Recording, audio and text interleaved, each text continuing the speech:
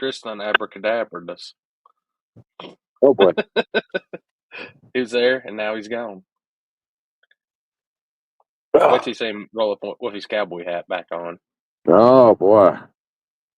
I'm gonna let you have fun with that one. I already milked the bull last weekend. You can milk another one. Come on.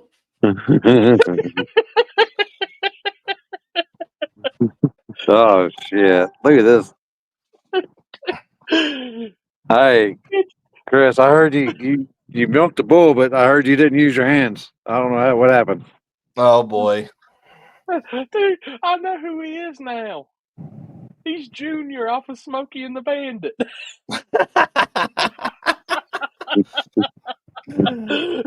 Oh shit! Daddy, my hat. My hat, Daddy.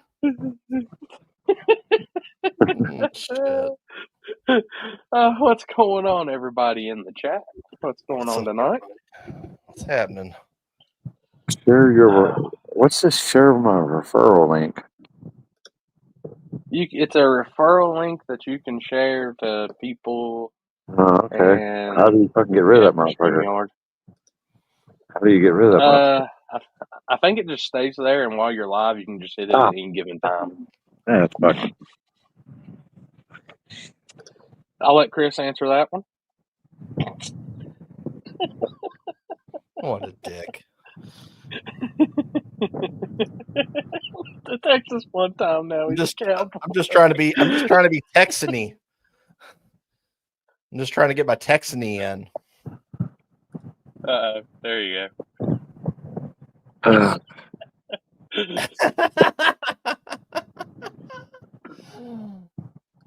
what's the fucking deal with the hats? What did I miss? I don't know. I mean, that's just something that Jason and them they had hats made, and we oh my god. Okay. We just I didn't know if they gave away hats or something. We just went with it. That's all. He looks like Cletus from Dukes of Hazzard. That's disrespectful. Come on now. I was gonna say Lost Sheep, but that's just me. Little Bo Peep. Oh gosh. We'll see how long this lasts. Oh boy. Now come on now. You could have said that to me the other night. If it ain't mine, it's urine. That's what I know. Oh man. Oh, there you go. Oh, Roscoe P. Coltrane. Roscoe P. Coltrane. Oh gosh, but Happy is with Jeff, correct? Yeah, he's they're dynoing Jeff's car today. Tonight, I should say. It's actually at the same place that I was at last Tuesday. So I know he'll be getting on late. And we're gonna talk about Yellow Belly and stuff like that there. And then obviously Jeff won't be on tonight, but definitely was good meeting you, Michael. Had a great time up at Trails, and thank you for the snacks, man. Those things came in good and handy. You make sure they have any stuff in them? You heard? No, they're good. Oh, okay. They can still be Devin good got with them stuff first. in them. They were non. No, that breed. I'm fucking cold. My hat flew off, Daddy. Oh boy! That's what I said earlier. My hat flew off, we can Daddy. take a whole hour and just make references to Chris and his hat, and I will laugh. Because this is the thing. I turned on Tickle Fitz's live feed on Thursday night. No, it was Friday night, and I see a guy with a camera and a cowboy hat, and I'm like, "Who is that goofy?" Yeah, it's Chris.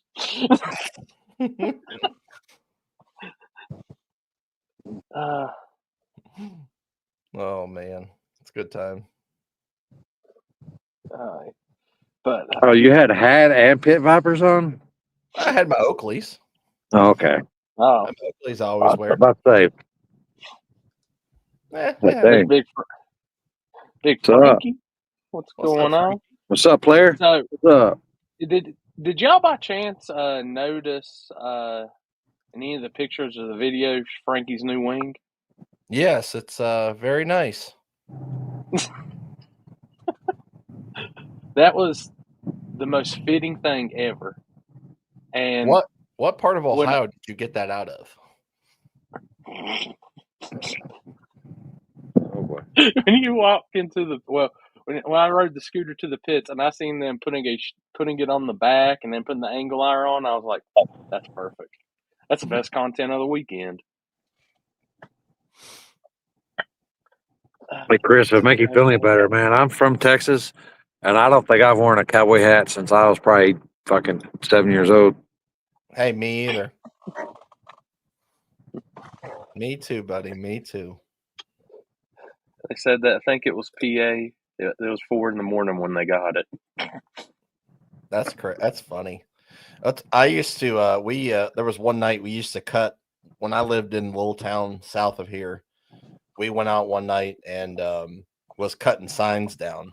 We was cutting every corporation sign down. So it was Dover city limits. We cut every corporation sign down that there was in every entrance of the town. And I had my Integra that had the PlayStation in it. So we plugged the Sawzall into my power inverter and we would just pull up and go zzz. Hey, by the way, what's up with all the 100 different townships and everything as you're riding to there? Like, why's Ohio got so many of these damn little township of this, township of that, new county, township county of this? And I'm like, dude, it's a town road. Go on. Yeah. Ohio, man. John Monroe, I can tell you that it Are we is very, smoking? very expensive if you get caught speeding. Yeah, you know what's up. You want some of this action? Uh-oh. What happened? Or sometimes What I forget I'm live. This looks like you rode up this 1977 trains. I wish I had one. That'd be sweet. I'd take one off. I'd take one all fucking day. Oh fuck! But I do have my highlight video, and I do have my wrap up from King Columbus because it sounds like we're waiting on Happy for the small tire gangsters end. Yeah, live in his golf cart. Look at this guy. No hell. I can say this: Roosters has very good chicken wings in Ohio, the boneless wings, and a place called Pizza Cottage is on point. Good. Yes. So, is it like? Well, it's not like Pizza Planet. Here, hold that for a second. No. But I screwed up because I just got a pepperoni and cheese pizza, and they told me I should have got the BLT pizza or something, which is pretty much a pizza with a BLT made on it, and then another layer of dough like a sandwich. Different. So, So in New Mexico, they make like I'm a taco fan, dude. The birria is like on point in New Mexico. And, they make a birria pizza, dude. It's like just like the tacos, like a sopapilla dough. Oh shit, killer, dude. I tell the kids, I'm like, hey man, you guys want to go get it? They're like, I don't know, and I'm like, dude, you're gonna like it. So, and they've never jumped on it, but they will next time, pretty sure. dude, I was done. I was fine. Good seeing you though, Dustin. Nah, Roosters was just like it was a pretty good it was a good restaurant. I'll give it that. We ate it on the way to PRI, and then we had it again. You know, Ken Hensel's with us, so we have to go find chicken. We'll mount it to this. I'm just gonna stare at my tea bottle. What'd you do? Oh God, what'd you do now, Chris? Oh, hold on. I gotta go get this because I can actually play this. They keep calling. By the way, they keep calling Limpy Dumbledore. What the fuck is that? Who the fuck is that? Oh my god! I don't know. Oh, this is even better. Hang on a minute. What are y'all doing? Some from like smoking dope. What are you doing? We are. Hold on. How do I turn this camera around now? I don't know if you can. I don't know how to do You it. hit the button that says front. You Mine can't. don't have it. Hold on. Are you- Cam. Oh, he's gone. Ain't that button? You gotta flip your phone around. Gotta be smarter than what you're messing with here. Yeah. But that's why I mess with a flashlight. I'm just typing out what everybody's thinking when Oh, Happy Ricky. says. I don't know how to do it. Anybody complains about seeing the new line. Me and Happy switch Hold roles. on. How do you make him full screen? I got it. I got it. I got it. Look at a head on that thing. What's up, Phil? Hey, you guys! Hey, you need to let Jeff hear the new Ricky song by Dolph. Ricky. Is there a new Ricky song? Yeah, Dolph has a Ricky song out. It's called Ricky. I need to strap it in now. Oh boy, he's putting a strap on. Saying don't get to form the nitrous. Yep.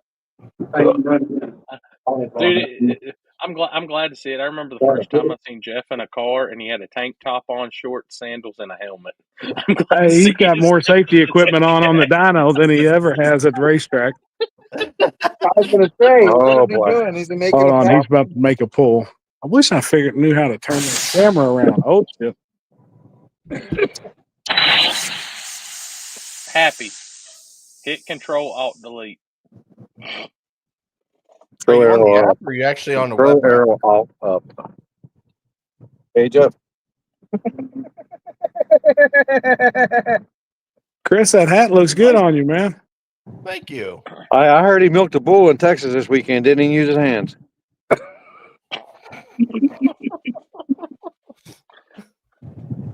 I mean, damn. How much did that cost? I don't know. We'll find out. We'll get asked the bull. Did he enjoy it at least? Oh boy. Well, I'm still a virgin. Fuck, man. It's coming everywhere.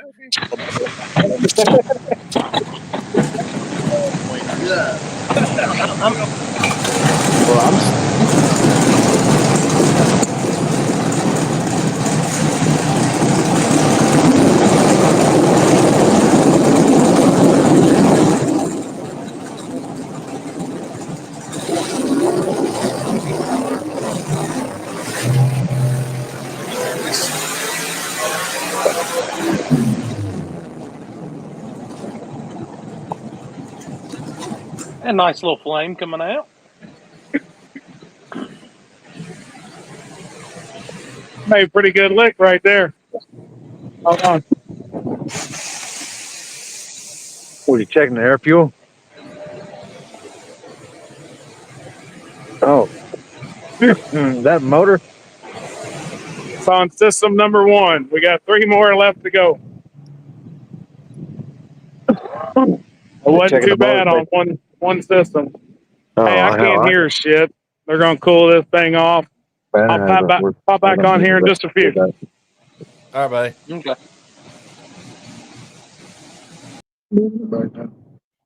Did anybody else see my video? Did you hear my video or see it? Or neither? Is it anything to do with your cowboy? How you got your cowboy hat? No, sir. Okay, then I didn't. It started to play, and then they got on there, and it got loud. Okay, hang on. I'll fix that.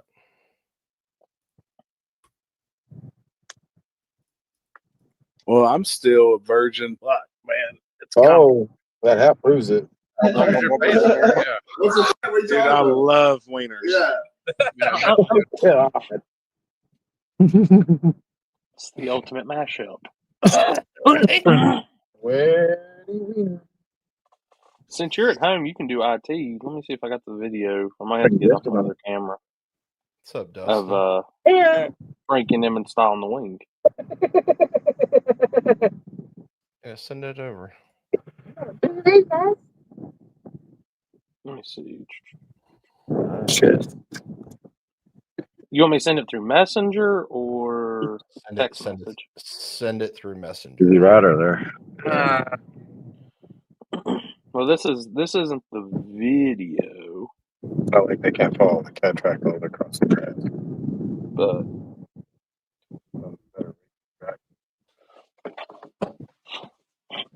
I'm gonna get the video off my camera. Oh. Okay.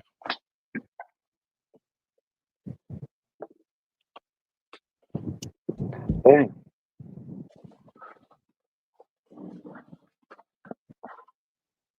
Does it blow up the bottom of the hill?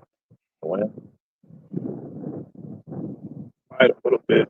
So your balls are going to get Oh, no problem, Ralph. the fucking power showers on you and all that shit. You should probably get that other tank and go fill it so that way we have extra in it. He just went to another round. 3 of us can shower. I'll take a RV shot. RV, like, rinse off or get wet and then soaked up and then rinse off again, and then you're done. Oh shit, I'm fucking live still. That's pretty cool.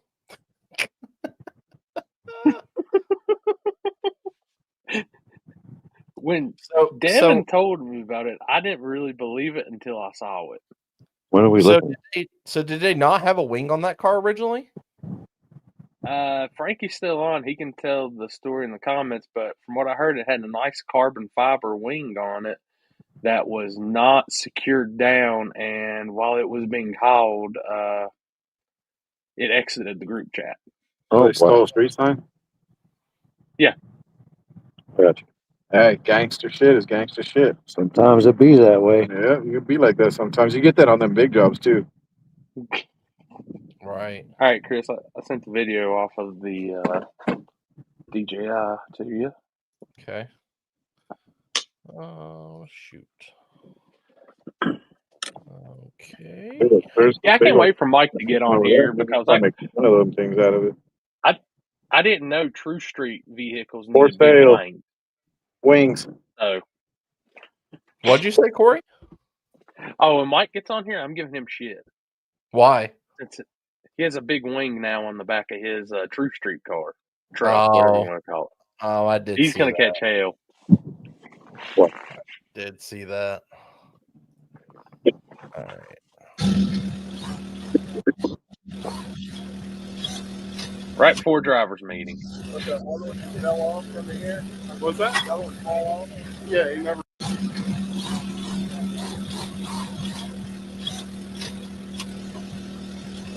Chassis car. Yeah, he'll appear. So, all right. Well, I can pull up. I've got the highlights. I pulled clips from the live feed from the replays from the race. We can pull up, and I can honestly say, when we first got there, and I walked onto that surface, and it had some like texture and grittiness to it. I thought it was going to be a replay of Butt Naked. Like, it's going to take rubber. It's going to be fast. Well, I was completely wrong. It looked. We were actually watching the live feed when we were in the toter, waiting on the race to start, and we was all surprised. Well, I mean, it looked slick, but it seemed like after they finally got some rubber down, it was actually starting to get looked like it was starting to get pretty fast. So about third round, the left lane started bouncing out, and it was getting actually pretty good. The first 2 rounds, there were guys that could get down the left lane pretty good, but the right lane was dominant. But I think it has to do with as the first few pairs didn't even make it 100 foot before they were out of the gas in the left lane, and the right lane guys was going down. So it was almost like it was ironing in that side, and yeah, it looked like Edgewater, Decker Boys with the dust. And the odds and Cameron and Austin kept me updated, like how much they're playing and stuff, like to get all that dust off of it. And you're never really going to just know until you get the cars on it. And it was good out the starting line, and then as the cars were coming by me, and I was about 100-ish foot out, you could see the dust rolling off the back of the tires, and it was rough. Yeah. This is the man that first round of Little Gangsters comes out, wheels up, and changes gears in midair. Michael McCoy, which Michael, I'll say, I bet they don't bet against Virginia on a stick shift race again. I wouldn't be honestly surprised by what you just said. What's that? That he would come out of the gate wheels up. Oh, he came out the gate. Wait, he came out the gate, wheels up, and shifted second gear, wheels still in the air. That's pretty cool.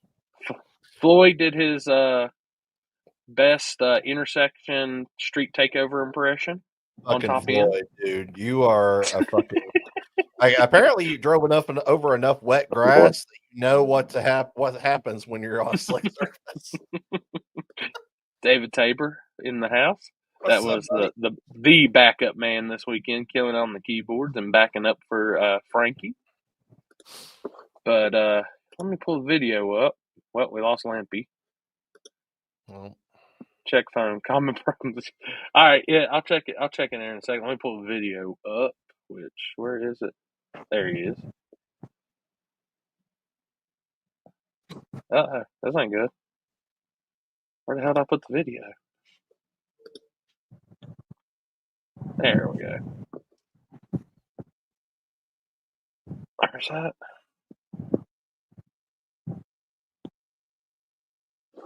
Let me see if this is the video. This is it.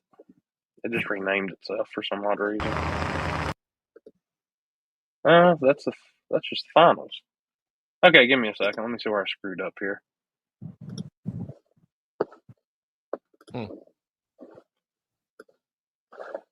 Sometimes technology kicks my ass. Can you go on this table? The iPhone shit. Apple shit.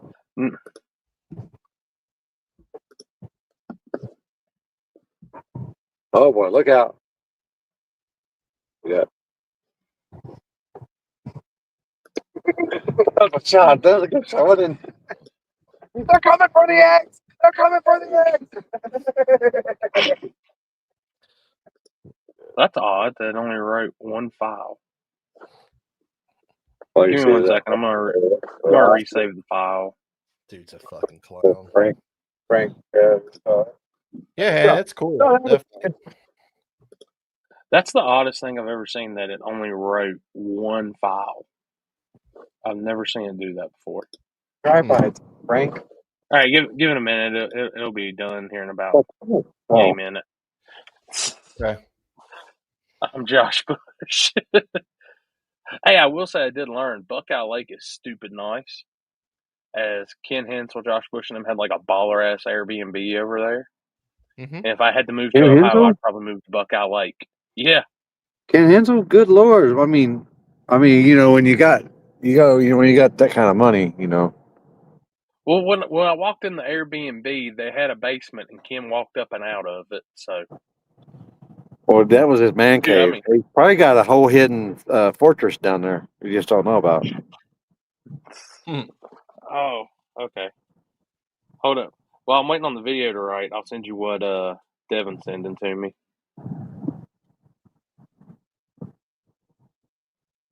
I need to get back on there. Have they been making videos, teaser videos? I ain't been on Facebook much. Yeah.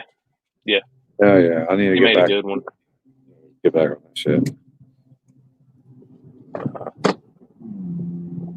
What's up, Phil? What's up, Phil? What was the craziest thing that I saw this weekend? Shit.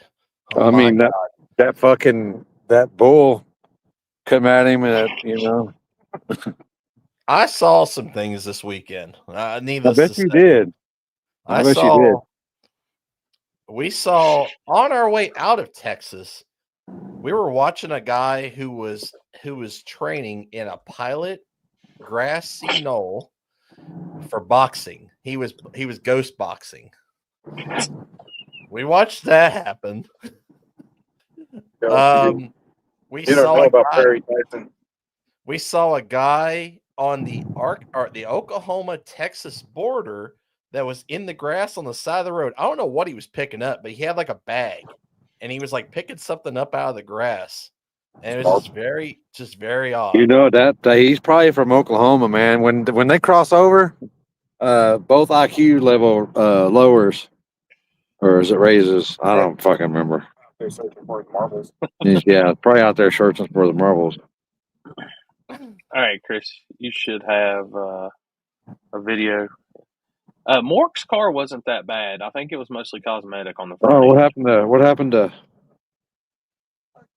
It got about 100-ish out, hit the dust. Brandon crashed? Him washed out and put it into the wall.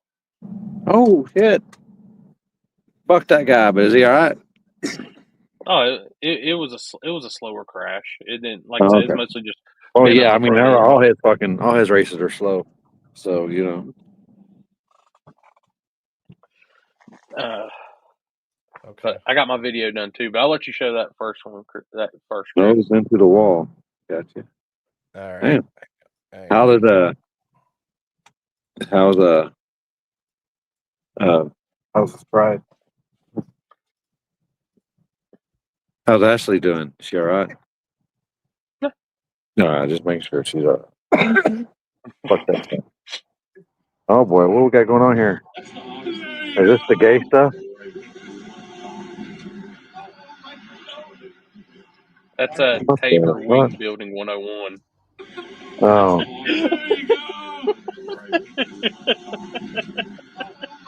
Jesus. Those guys are about it. It don't matter. Hold my legs steady. I love it. But all right, cool. I think we're good now. Let me pull it up. Yes, we're good now. So perfect. Okay.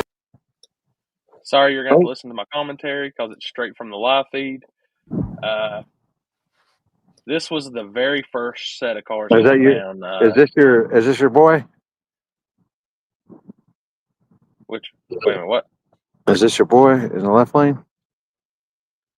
That's Tyler Cox in the left lane.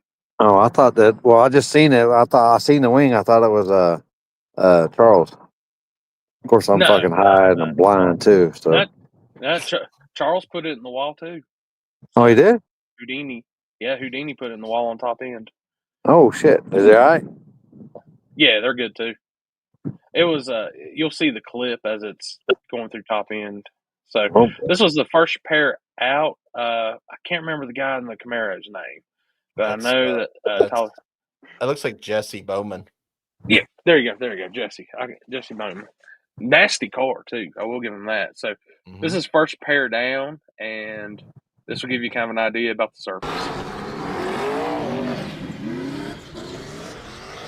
It is slick, guys. Oh my lord!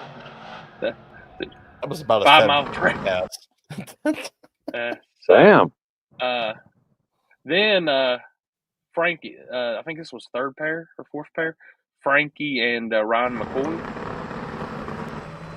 I already know what Ryan's going to do.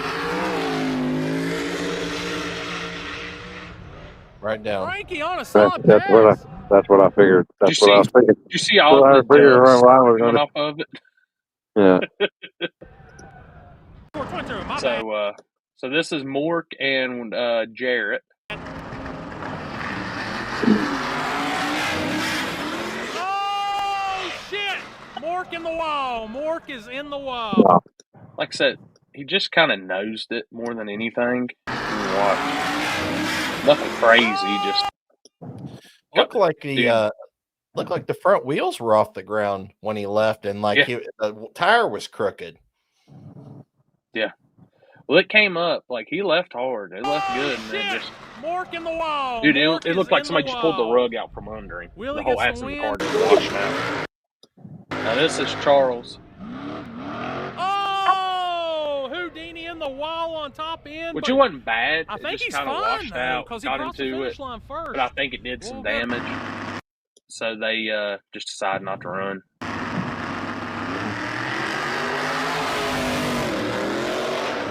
Oh, Nick getting crossed up, but dude, he was Don was running great all weekend. He adapted to it real good. I seen that. So Josh Finfrock and Ryan Thomas. Finfrock was getting down too. Like that car, making a hit. Finrock, I can't ever say that. So this was first pair in True Street.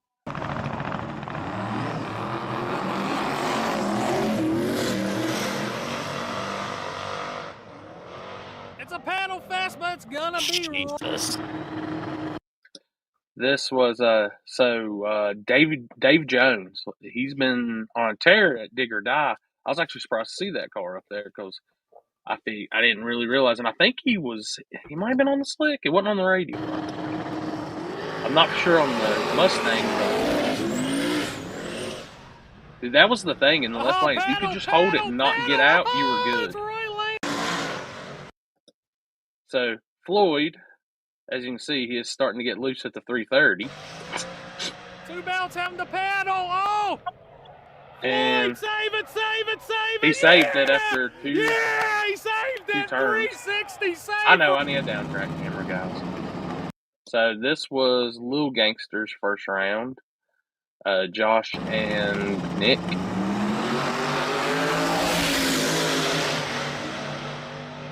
Both cars on a lick. Nick had to lift. Damn good race. Floyd and the other Mustang. Oh, Dave was still on radio. Oh yeah, dude, that's awesome. Damn, I can't believe you're on radio on that. I'll give you props for that. This is Dave and Josh Dean. Dean gets crossed up, and good driving on that one, by the way, Dave. Being heads up on that. But like I said, it's just if you get that certain point of the track was really where out right there is when everybody would either, if you could get past that point, you were good. Oh, Dean crosses over in front of Jones. Smacks but other than that, it was just Jones gonna. So this is first pair. No, this is still Little Gangsters. Michael McCoy right lane and Tyler in the left lane.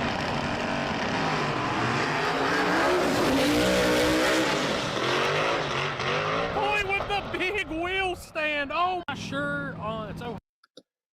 This is now. This is the first pair in stick shift. Which that Neo Mustang's Dan Adair, say his name, Chris. Yes. Yep. Dude, very nasty car. And when I seen they had each other, this right here could be a final. Oh, only 100%. 4 in stick. That sucked, but dude, these two right here, gangsters in stick shift. Yep. Mustang in the right.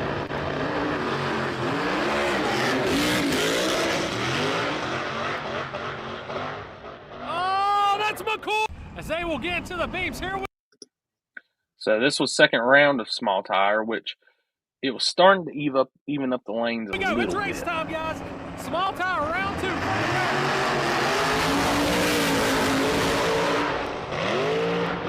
Out round the wall.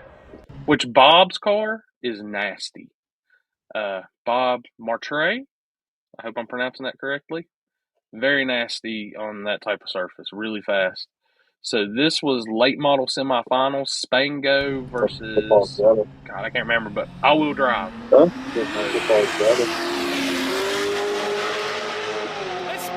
Spango had a good hold on the surface too. And he wheels up every time. Goes to the sky and cruises for the W. Let's see that replay. So, still in Little Gangsters right here. Tyler and Josh. We got a race. That's all. Dude, that red Mustang had a good hold on that surface. This is stick shift finals, and this is probably one of the best races of the weekend.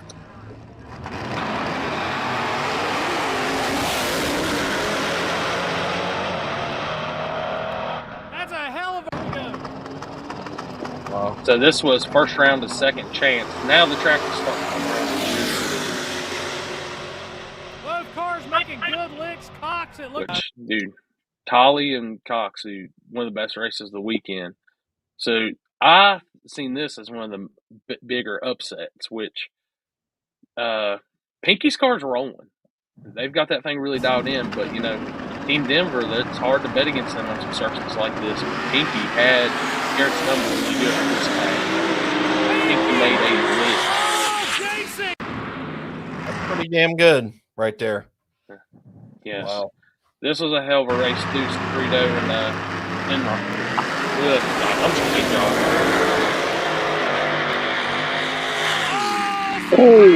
Final and Little Gangster semifinal. So this is True Streak semis. Trevor Taylor and Dave. Taylor, ride the wheel stand, Bobby. That's the pedal stick. Taylor's a driver. That thing rolls. This is your late model finals. Dave and Frankie. Dave gets the win. Jacob Mitchell. And after two big wheelies, puts it into the wall. Damn, that sucks. So this is Little Gangster Semi. Josh and Floyd. Floyd got loose. We got a race. It just seemed like in that left lane about 400 foot. It was tricky.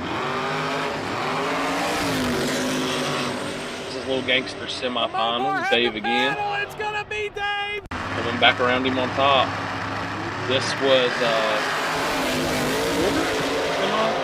but dude, Pinky, which if y'all watch, Pinky was ahead at 3:30 by about a car. And they got semifinal? What'd you say this was? I can't remember if that was semis or quarters. I think that was quarters. I missed the last half of the race, so I didn't get to see. I saw all the first passes, and that's really about it. Dude, I'm telling you, 400 foot, if you could get, as the day went on, the lanes started evening it up. That's where you'd see everybody in the left lane. They would get, if they were out, all right, Austin said semis. If they got loose, it was right there. And that's where I guess guys were hitting the scramble and stuff and just getting crazy. Pinky, save it. But Pinky sideways through the finish line and saves it. So, yeah, here's your other semi with Bob and Frankie.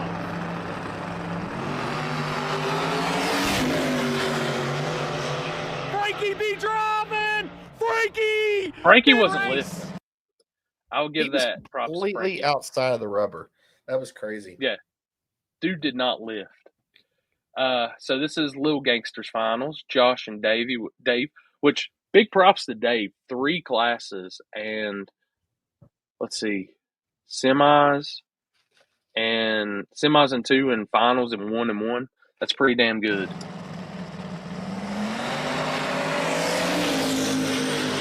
Josh just had his number on this pass, so just getting it down. All the way, Joan Beams. This is your True Street finals with Robert Fairchild and Taylor. Taylor goes in first, waiting on Fairchild.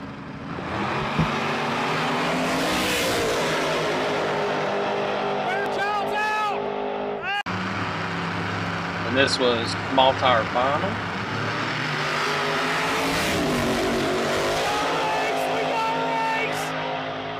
Wow. Hit that 400 mark and he got loose. And this was second chance finals.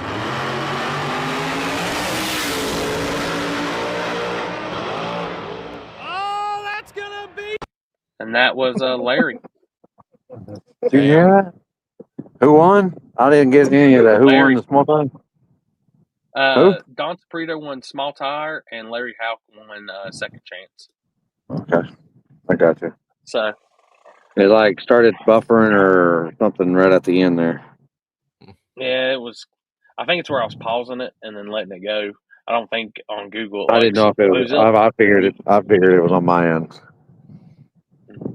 But dude, awesome surface for that style. I mean, here's the thing: is after they finished the first round of small tire, and it was really dusty and all that, Austin and Cameron had a meeting with all the racers, asked them, "Hey, we can do stuff to fix this if y'all want, but it's going to change it up, and we can drag it, or we can put the glue to kill it, the dust." And all the racers said, "Leave it alone."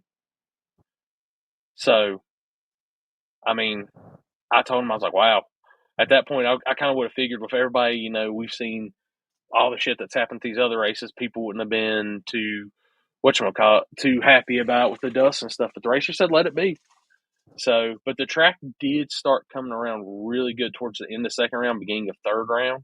It seemed like if you tried to throw big power and you were outside of the rubber just a little bit on top end, if you were going towards the wall, anything like that, it just wasn't happy. But overall, awesome race. There was a lot of pretty fast passes. And big props to Austin and Cameron. Those dudes did a hell of a job all day. Can't wait for them to do another event. I plan on going back up. Great time with those guys. Great time with everybody in at King of Columbus at National Trail. From what I was told, the new owners of the IHRA were also there for that race and loved it. So hopefully we'll see some more. They now own National Trail. They bought it the day we got there, and so hopefully we'll see some more cool events like that and shit going on. Hell, they might take that to some other IHRA tracks now. They've seen what Bear Concrete stuff does. So cool. That was legitimate no prep, if anything. And water. It was water burnout only, so I think that controlled a little bit of it too. I think the front half would have came in way faster if they'd been pour your own puddle. But good racing. I agree. Got to see a lot of people. Like I said, got to see Mike and everybody at the Strip Glitter tent. Ken had his tent set up. Everybody, just great time with all the racers. Everybody, awesome area. Definitely will go back.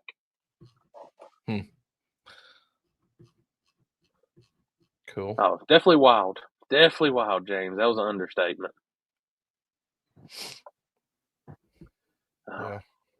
But I know you said you're waiting on Happy, and y'all are going to talk about Small Tire Gangsters. So, yeah. What'd you do this weekend, Limpy? We had test and tune and stuff, and then we had a burnout stuff on the start line. It was pretty good time. Pretty good time. I was gonna say I saw fuck's his name? I forget now. What's his name that owns track? Matt. Yeah, Matt. Yeah, I saw him at Yellow Belly. Yeah, they were all on his Corvette, and that's his Corvette, right? Yeah, the C7. Yeah, yeah. That thing's nasty. I like that car a lot. Hey, Chris, what did you get from the taco lady? Steak tacos with the spicy queso. It was really good. Ooh. You didn't get the quesadillas? No. They made food for us. They made food pretty much the other 2 nights, so I was saving money. But I did at least go try it just to say that I did try it. It was pretty good. Shad knows what's up. Quesadillas are good. They're my favorites. Robbie, Piedmont on Thursday night, and Elk Creek probably Friday night and Saturday.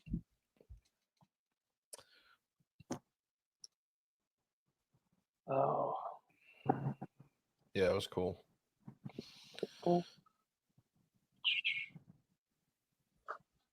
Hutchison. What's Hutchison? We went to on Sunday. We went to Dallas and went to Bombshells. You ever been there, Chris? Bombshells. What's Bombshells? It's a restaurant. I don't know. I don't know exactly. Is it like a Hooters or something like that? Kinda. Okay. I haven't been there, but I've heard about it, I think. Yeah, it was good. I mean, that was probably they had burgers there. They had really good burgers, actually. It was probably one of the best burgers I've had. It was damn good. Lots of barbecue places. All right. What's up, Gene? What's up, Bones? So, since we're not talking Small Tire Gangsters yet, the afterwards, though, Cody versus Nathan in the street. So, you seen that video yet, Chris? Yeah, I did see it. You seen it, Limpy? Yeah, well, I heard about it. And then today I seen Cletus announced all-wheel drive versus rear-wheel drive Part 2 for water burnout only. Yep. Everything else is still the same. Do y'all really, really think? Oh, there he is. I was gonna say there's It was a big okay. I wasn't gonna say, but I heard. I just heard. That's what I said. So, do you really think that water burnout's going to make that big of a difference? Hopefully. I mean, they got something. They got. Hopefully that's all they needed. What they said. So Suck to losing the technicality. It is what it is. Yeah. I mean, I think it definitely will. I'll be anxious to see. He did say that there was going to be a new team for rear-wheel drive. I'm curious just to see, what happens with that. Larry's saying no. Yeah. I mean, I was listening to 1320's podcast with Ryan, and he was talking about it. And I listened to both Joey and what's his name's podcast on Cooper's on the way up. And I don't know, man. I think it'll help, but then also then that you got to look at it like this way: that they've all got data, multiple data. So, but they got some data on there, but is it enough is water enough to help, for them to run 20s or teams? Because I think that's what it's going to take, if not O's. Yeah. Oh yeah, I mean, the rest of those guys are going to be, they're going to be getting to that 20s that they missed that last time, especially a lot of the midnight trucks. What's up, Danny? Danny, I hate to have to pull. I had to pull my hometown guy, but I think I'd like to see that matchup again here soon. You and Michael McCoy and all them. I think there's a lot of there's some gangster ass small tire stick cars on no prep now, and I think we need to get the baddest of the baddest ones all together and see who is the king on that shit. So soon. Yeah. Don, I seen where they were live talking about that. I see Brandon's in here. What's up, buddy? I just want to say, hey, buddy. Think we was thinking about you this weekend, you and Austin and stuff. Hopefully you guys are doing good. I haven't heard anything.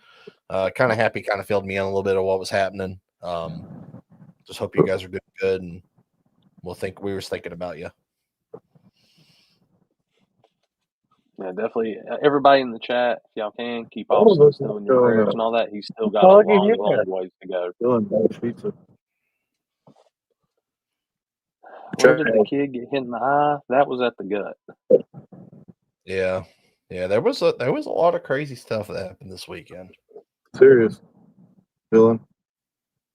Box it up. Dog ain't gonna fucking steal it. Oh, we will, buddy. Yeah. Saw the box, started running. Definitely. Yeah, that the kid losing an eye was that's just that's a freak. And what sucks is that was just a freak accident. Act like you throw something back there. And honest to God, that could happen anywhere. Yeah, he wasn't even on the starting line. He was in the stands. He was actually sitting in the last part of the stands in front. So there's a set of stands, and then there's the awning on the left side. Mm-hmm. And he was sitting in that last set of grandstands, which the SRT tent was just. He watched the whole thing happen, and it was. In the bag. That's crazy, man. Just. And there's still fence right there too, right? Oh yeah, yep, yeah. It's just, it sucks. Like that is like the freak of things that could happen like that in that instance.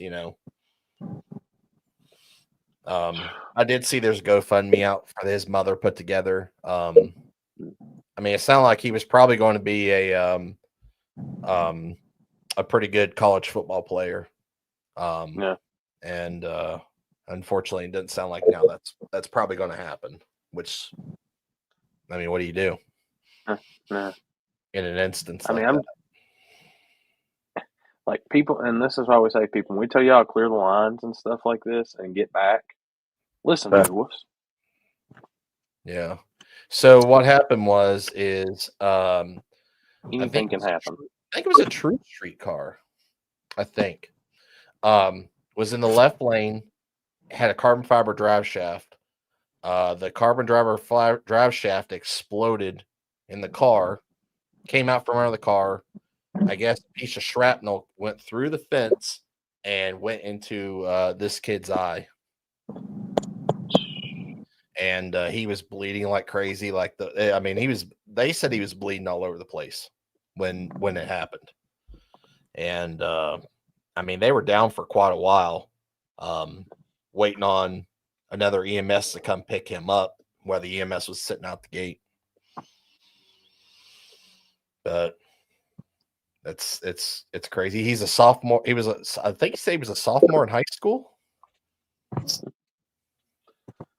But I mean, I've been online when them carbon fiber drive shafts have exploded and shit. Like, and the crazy thing about it is, you watch a steel one, it usually twists, bends, breaks. Those carbon fiber, it literally looks like a bomb going off and shit going everywhere. And that's exactly what happened. We watched we went back and watched the live feed, and you can't really see it in the video, but you could see when the drive shaft came out of the back of the car, there were sparks and stuff like that everywhere. It's just a freak. It's just a freak thing. Yeah. Now, Ticklefit's getting hit with a tire when that axle broke. He did not have. Shit. He did not have them Limpy dodging skills that like Limpy had at Twin River. I saw the video. I was like, ooh. So what happened was there was an S10 that apparently still had it. I don't know what a rear end it had in it, but he went and left the line, and the axle snapped and came off and hit him in the leg with the axle still intact. Oh boy! It did the same exact thing that Daniel Bishop's truck did beside you. Kicked everything over at him and all. Yeah. Yeah, it was that was pretty nuts. The Camaro that blew the hood off of it when he tried to fire it back up when there was nitrous in the system, that was good God. We were standing in the staging lanes because we were actually getting ready to run, and we heard the boom, and we're like, what the fuck was that? And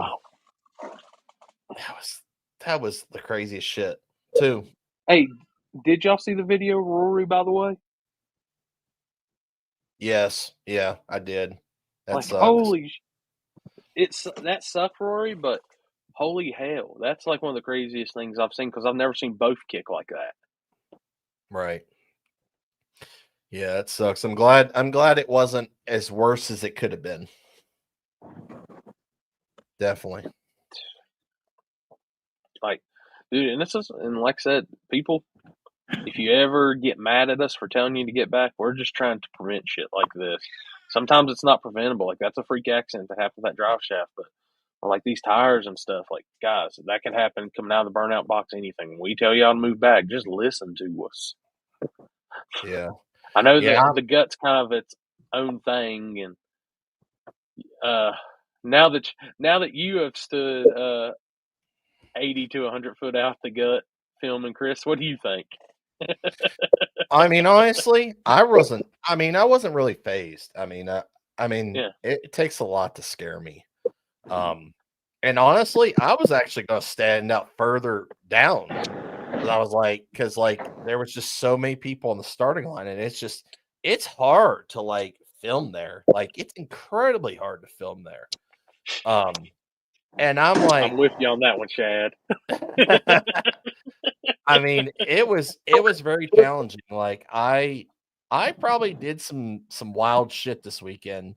When I was standing up on the left hand side, just trying to get out of the way so that way the crowd like wasn't in the video. Like when the Studi went past me, that was probably the closest that I was just like, holy fuck, I'm gonna die. Fucking Dylan. Oh shit. Oh, you're funny. But it's crazy. Like it's and like Allison she was kind of worried. She was more worried than I was, and she was like, after all the freak stuff that happened, she was like, man, like it kind of just doesn't feel, I guess you would say, safe. You know what I mean? Yeah. I don't know. I mean, told, like I said, I was fine. You know, whatever. I told Alex, I sent a message to him when they were going up, and I said, man, this is literally going to be the toughest and the sketchiest place you've ever shot at in your life. Yeah. I said, you wouldn't think, but man, it's, especially if you're a video person, because honestly, as a video guy, you need to be at the end of I call it the end of the line. You need to be the last person so you can kind of get around everybody and see, because, all right, send him an invite. All right, give me a second, Alex. I'll send you an invite. Yeah, I mean, that was probably the most challenging place I've ever been to where you'd have to you're trying to avoid, like, there's just random people up there with cell phones, like, trying to block your way. I'm like, really? Oh, yeah, dude. I noticed that they do not like, they're blocking you no matter what. They don't want you to get your shot. Trust me. Yeah. I heard some people were moaning and groaning on Tickle Fitz's live because I'd like step out as the cars went down trying to get the video and stuff. And I guess people were moaning and groaning about me. And I was like, oh, okay, good. Great. I was like, come tell me that in person. I mean, it's like I've always, I'll communicate with video people and stuff, and we're at like ducks races or anybody, and we're all in that line. Like, we all know how to pan to where everybody gets their shot. It's not hard. And dude, it's just sometimes it's a little bit of unruliness, and I don't know. I was looking at going to another event, and then I seen that anybody can be media as long as you pay a certain amount. And I've already I went ahead and canceled my hotel and everything. I'm finding a new race for that weekend. I wish media was some of these races was a little bit tighter, and not just let's take that cowboy. Chris gonna go rip on them cowboy. Chris walks up to him, "Hey partner, you want a duel?" Yeah, I'm not too happy with some people, needless to say. In people that I know, and I'm already pissed off as it is, like, just because people are two-faced as can be, and I'm not going to get into that, but they'll see something. Scott, next. But I think Magnolia is further north than National Trails, ain't it? What's that? Magnolia is further north than National Trails, ain't it? Yeah, it's an hour and 40. Yep. Okay, that's the furthest north I've been shot is Magnolia. Yeah. So. Which moderate. I did. I talked to Mike and them about mag stuff, and they were telling me some more about the whole deal going off that. So sounds pretty positive, at least. Yeah. I think so. So. Some mod on Tickle Fits was bitching about you. I told him Chris just got as much right to get the shot. Yeah, I mean, there's just people that just don't know. I mean, 100%, Brandon. It's not me being the media guy because I want people out of the way or anything like that. But there was a lot. It's too crowded. There was a lot of video, and I mean, there was a lot of live feeds. I can't believe there was so many live feeds. Because, like, we're used to having, like, maybe 2 or 3 people living. And, I mean, there was probably 5, maybe at least. That's Kill. like, I talked to Cameron and Austin about that, and that's one thing I can say is they definitely agree on like the views, like we've talked about with live feeds and stuff, Chris, about the having a ton versus a few or one. It's just, where's Happy? Happy is on the dyno right now. Jeff, he'll be on here in a little bit. Timothy, yes, I am. Texas is a streaming country. Chris, did you get in on the big money foot races? No, my foot races ended when I crashed and burned at KD a couple years ago. Did I miss this? Yeah, this was back when like Midnight Madness used to be badass. Yeah, I raced. I can't remember who I raced, but I ate shit pretty bad. E's and B's, that's a track call, and where we're putting on that race, and it's just, there's one live feed for that race, and that's it. So, the track and I are invested in on that race, and that's just the thing with that race is. Plus, honestly, there's no cell phone service at all. Anybody Chris can tell you, there's not one bar of cell phone service at the bottom of Shady Sides Hill where the track's at. So, nope. We keep it pretty simple, and me and the track work together on that. So at any event, bigger events at Shady Side, I'm the only one. He was just messing around. Yeah, I know. I'm just being, just if anybody asks. So that's just 100% upfront about it. Yeah. Mullet Man was funny. He was a good time this weekend. New car, it's going to be a while. It's back at TSR. He's actually got quite a bit of more work to do. It just worked out that they got it in to get wired in an open slot and dynoed at an open slot, basically, to get that knocked off out of the way to where, like, that dyno is booked for 3 months coming up. So if they got that car done, he would have had to wait another 3 to 4 months before he could even get back on that. It's actually the same dyno that Jeff is at tonight. And they keep a busy schedule between Eric, wiring stuff and then going straight to the dyno, basically. So that's really why it got done in that time. And TSR still got to put windows in it and just take care of some other stuff. So it's going to be a little bit. Definitely. Are they still trying to, just off subject, are they still trying to push it for King of the South or Nova? I don't know. I don't know the answer to that question. I just know that they got that shit out of the way. That way it was done, and they can focus on everything else. And then when it comes out, it's running, and they can start testing. There you go. So that's the definite truth. Idle dyno makes no money. And them things ain't cheap.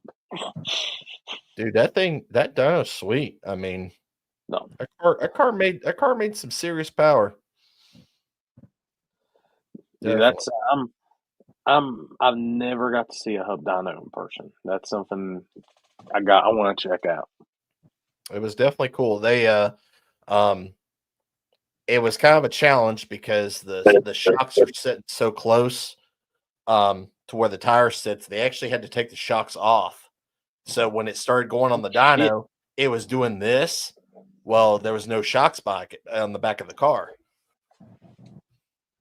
So when you see it shaking, that's the whole reason. This guy. We've got the man, the myth, the legend, Alex. What's going on? You're at work, aren't you? Oh yeah. So was I right or was I right?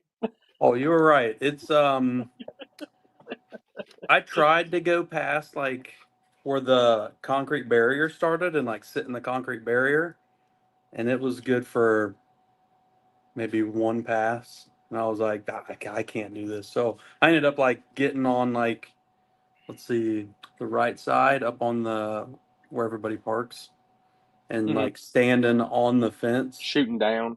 Yeah, so that was pretty cool. I shot the big end a couple times. I actually shot the big end when Charlie raced that Camaro and wrecked. The Camaro wrecked up against the wall. So yeah, but it was definitely an experience. I'm glad I went. I take from a photographer's point of view. If I was just shooting photos at that event, I would take my step ladder and my 150 to 600 and go down track and just get up high, get through the chain link, and shoot. It was cool that like everybody on that side, like the other side where like the taco lady and stuff, everybody, there was a couple cars there, like Jimmy Dale's car, a couple cars were there, but like on where everybody, like all the spectators were, like all the guys with pickup trucks, like, dude, if you need to get up here, come up here, stand on the truck. It was super cool. Hell yeah, dude. It was super cool. But man, I'm kind of in the same spot Chris is. Like Chris said, I don't really want to get into it, but there was some issues that I didn't really care for. But the experience was awesome. Everybody down there was super cool. We met like 3 dudes showed up in a 4-door G body, and like after it was during when the kid got hit with the drive shaft, and we were down for a while, and we listened to a bunch of music, and it was a good time. I seen the picture. That was a clean ass 4-door. Like, oh, it was clean. It was sick. Yes, it was. Yeah, it was cool. It was cool how it was painted, style wise, as to like Charlie Brown, basically. Yeah, it was almost spot on. It was super cool. So I guess they're from 3 hours west or east of the track. Oh shit! And I was talking to them, and like, I mean, super awesome people. So we were like, I was like, dude, you guys need to come up and hang out at the shop for a weekend. And they were like, bet. He said, we'll drive this thing all the way up there. I was like, that's badass. Right. And so, and you were smart enough to get the quesadillas, right? Oh, well, I did get the tacos, and I was like, well, Corey said the quesadillas, so I did get the quesadillas, and I would go for the quesadilla over the tacos, for sure. Everything was super good. That melted cheese just makes a difference. Yeah, it was good. There was a barbecue guy there too that had, I think they were quesadillas. Pro Mod Todd got one, and I ate a part of his, and it was super good too. Hold on. Shit about the cowboy. Hey, don't be knocking on the cowboy hat. Don't be knocking on the cowboy hat. There, is that better? Jesus. I'm just spoiled median tonight. I found I had one that is not destroyed by sweat in the sun. So there you go. I'm sure that's better. Sorry. Just wanted to wear my cowboy hat. Come on. How was your drive back, Chris? Oh, it was very long. yeah. We got back at like right around 10 last night. Damn. So damn. Yeah, we thought so. I'm telling you what, the fucking roads are fucking awful. From Arkansas to, I thought Texas had good roads. Holy fuck. Like, what in the fuck has happened in the last 5 years? I mean, I thought the fucking trailer was going to, we weren't even going to have a trailer by the time we got out of Arkansas. Damn. And we were like, well, fuck this shit. We're going to go through Oklahoma and come home. It was only 40 minutes longer. You guys didn't stop in Oklahoma like we were talking about? No, we didn't end up doing that. So we drove through Oklahoma and went 40 minutes north and went through Missouri. And Oklahoma's roads were probably second best as far as how bad they were. And it's crazy to me that how can you ride down the road like that? My hour and 45-minute flight wasn't that bad. It was trouble. It was bad. It beat up some shit. I'll tell you that. It just can't win. I will definitely. That's gonna be my new hat from now on my streaming.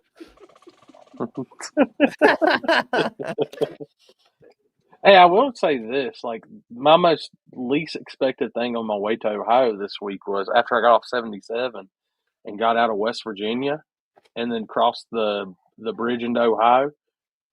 I didn't realize you guys had so many concrete roads. Yeah, like on 33 and all that. I was like, yeah. Boy, Nick, I'm telling you what, what Arkansas was worse. It actually was not that bad. I told Billy that when we got out of Indiana, I said, did you notice that the roads weren't as bad this time from when we went to PRI? And they definitely weren't. So they must be doing something right. Man, poor Brian. What happened? My dude that cannot fly. He's scared to death. Man, I felt so when we flew down there. Since I've been 10, 15, I've flown a lot, more than your average human. And so I worked Thursday night. Our flight left at 6:40. So I worked Thursday night till 11:30. And I was going to meet him at the shop, 10 Soldiers, at 3:30. So I was like, if I go to sleep, I'm going to miss that. I'm going to miss the flight. So I just stayed up, played Call of Duty, cleaned my house, got all my batteries charged, picked him up, and I haven't eaten. I didn't eat anything. Get there, and we bullshitted for a little bit. Got on the airplane, flew about halfway there. It was like 40 minutes left in the flight, and I don't know what happened, but I almost passed out. Brian almost passed out. It was a bad situation. But when we flew home, we ate and stuff before we got on the plane. But man, I felt so bad for Brian. I was sitting across the aisle from him. Like it was me, Hunter, Sarah.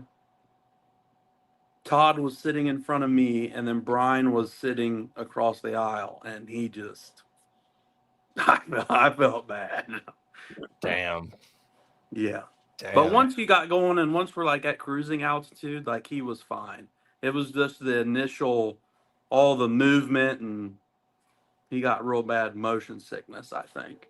Oh, yeah, that's definitely it's definitely an uneasy feeling. I know. Was the wind bad for you on Sunday? No, we took off, like we were supposed to get a storm. What was it, Sunday morning or Saturday night? I heard it was supposed to start getting windy and possibly storm, but it was a little windy, but nothing that was crazy. Okay.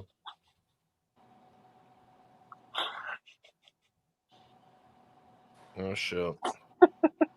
No, I got you.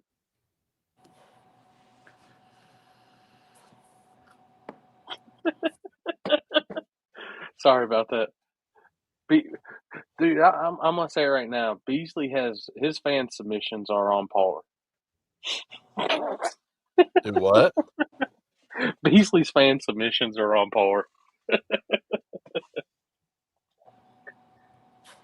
I can't really knock Brian because I've never flown before. One, I'm not gonna knock because I've never flown before, and two, he's like 8 foot tall. So right, that's what. So we get off the airplane, and he calls me when he gets. So I flew first class, and I got a bunch of shit for it. But I upgraded my seat for like $28. Who wouldn't do that?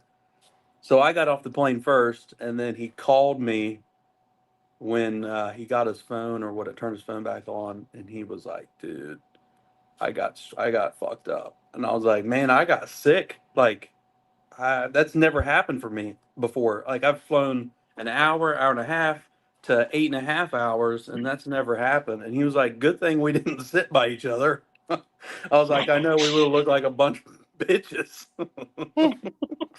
And Brian's like, obviously, like visually, he was a scary person on the airplane, tattooed and big earrings and stuff. And he was just, poor guy. I felt bad. Damn. Shit. Note to self, though, if I ever do probably fly, it'll be first class. Oh, yeah. If it's like, I want that leg room. It's all about the leg room. It's well worth the $28 I had to add on. Yeah. Yep. I get it. Loved jumping out perfect. Damn, cousin Strawberry, I once loved jumping out perfect good aircraft. You can have that. Nope. Yeah. Yeah. Alex did take some choice photos this weekend. I was looking through them earlier. I'm not gonna lie. So when I was editing, I talked to Whitty for quite a bit. Me and Whitty are pretty good buds, and he was giving me some pointers, and he was like, dude, I'll shoot a lot this weekend. So I ended up shooting, I think I shot 1,850 photos, and the ones that I posted were obviously the ones that I thought were the best. And I'm really not thrilled on probably about half of them that I posted. But, you know, it's just me being picky at this point. I will say this. Has it ever hit you, like you sit there and you think, like, man, like after a weekend event, I've got like 3,000-4,000 pictures. Probably going to have like 150, 200 actually make the cut. Yep. I think altogether I posted 75-ish.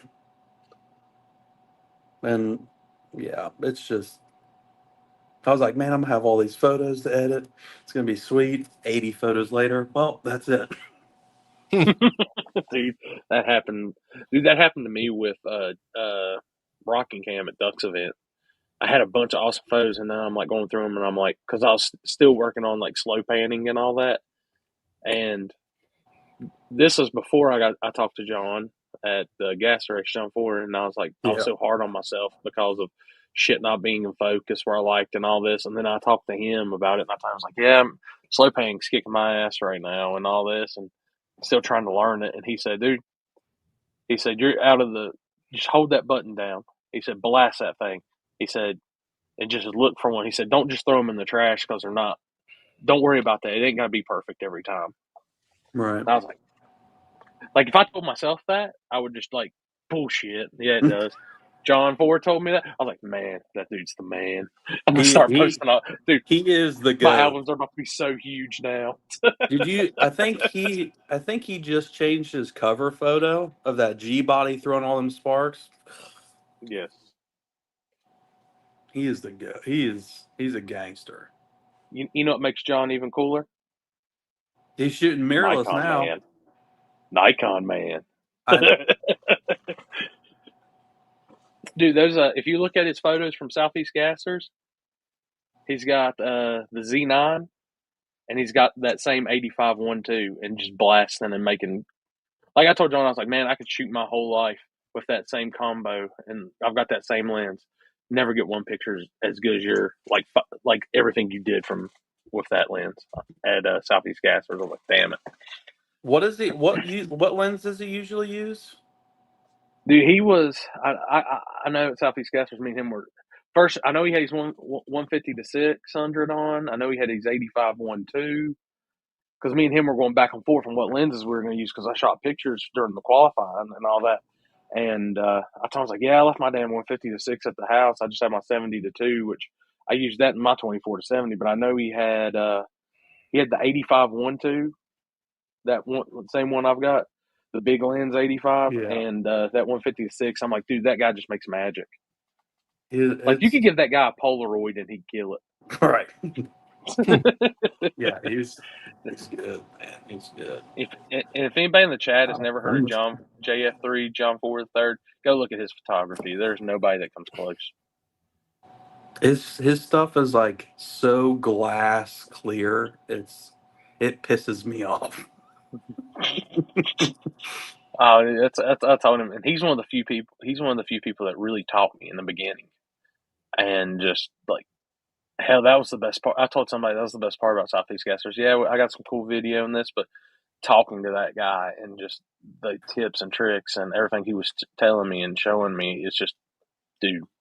Is he gonna It's come golden. shoot King of the South? He's got something else booked that weekend with a graduation party, so he can't come. Except for some odd reason that cancels. Did he go to No, the he wasn't at last the one? last one. Mm-mm. I want to talk to him. I want to hang out. Dude, I'm telling stuff. He's the man. He's the man. So you guys are probably. I've heard of Steve Ray's. I have. Let's see. Let's see what y'all are talking about in the chat, but yeah, dude.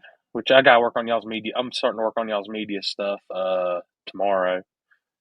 I'm not gonna point fingers at anybody. Somebody's had me busy doing flyers over the last 24 hours, so.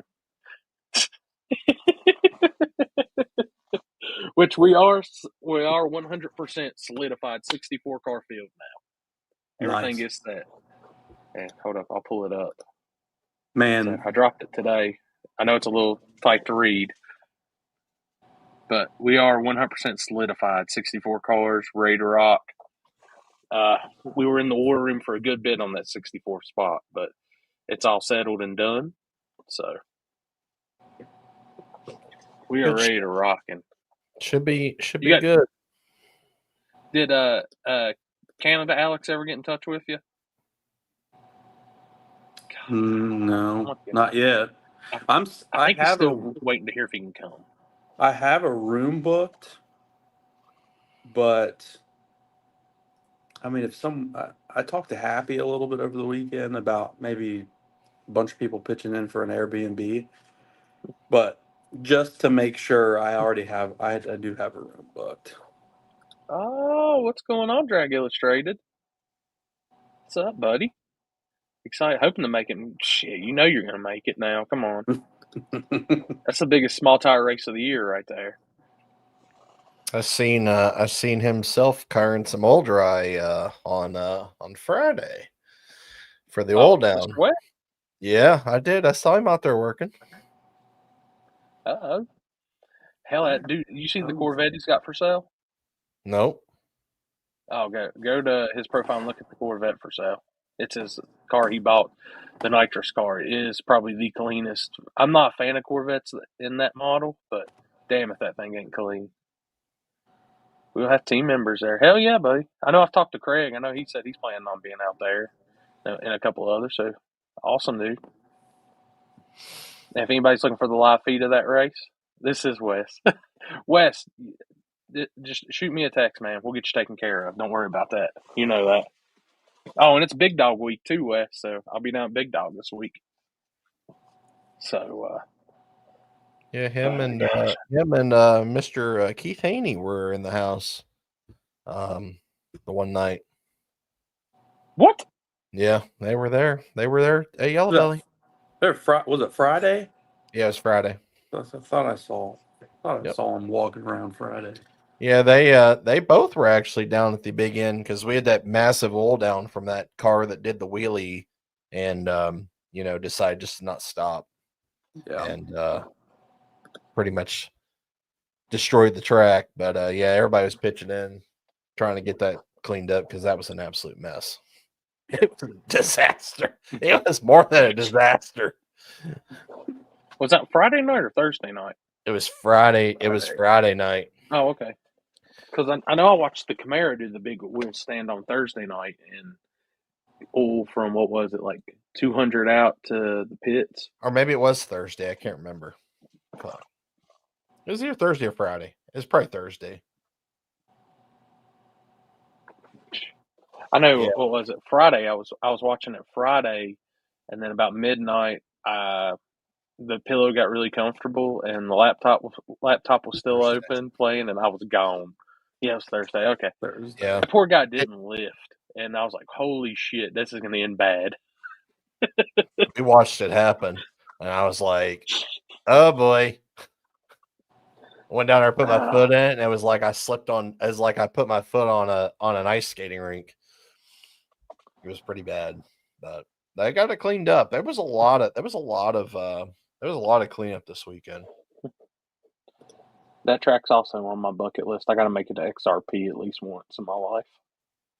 But I'm going there for a radio event. I got to see the goodness of that radio prep in Texas. But no, I was watching. I mean, it looked like, I know that the touchy subject is right now after everybody is at the junkyard stewed, and so to me, and I know this is going to sound crazy, but everybody keeps screaming, it looks like a pro mod. It looks like a pro mod. You take that wing off of it, which, and we had this in the group conversation.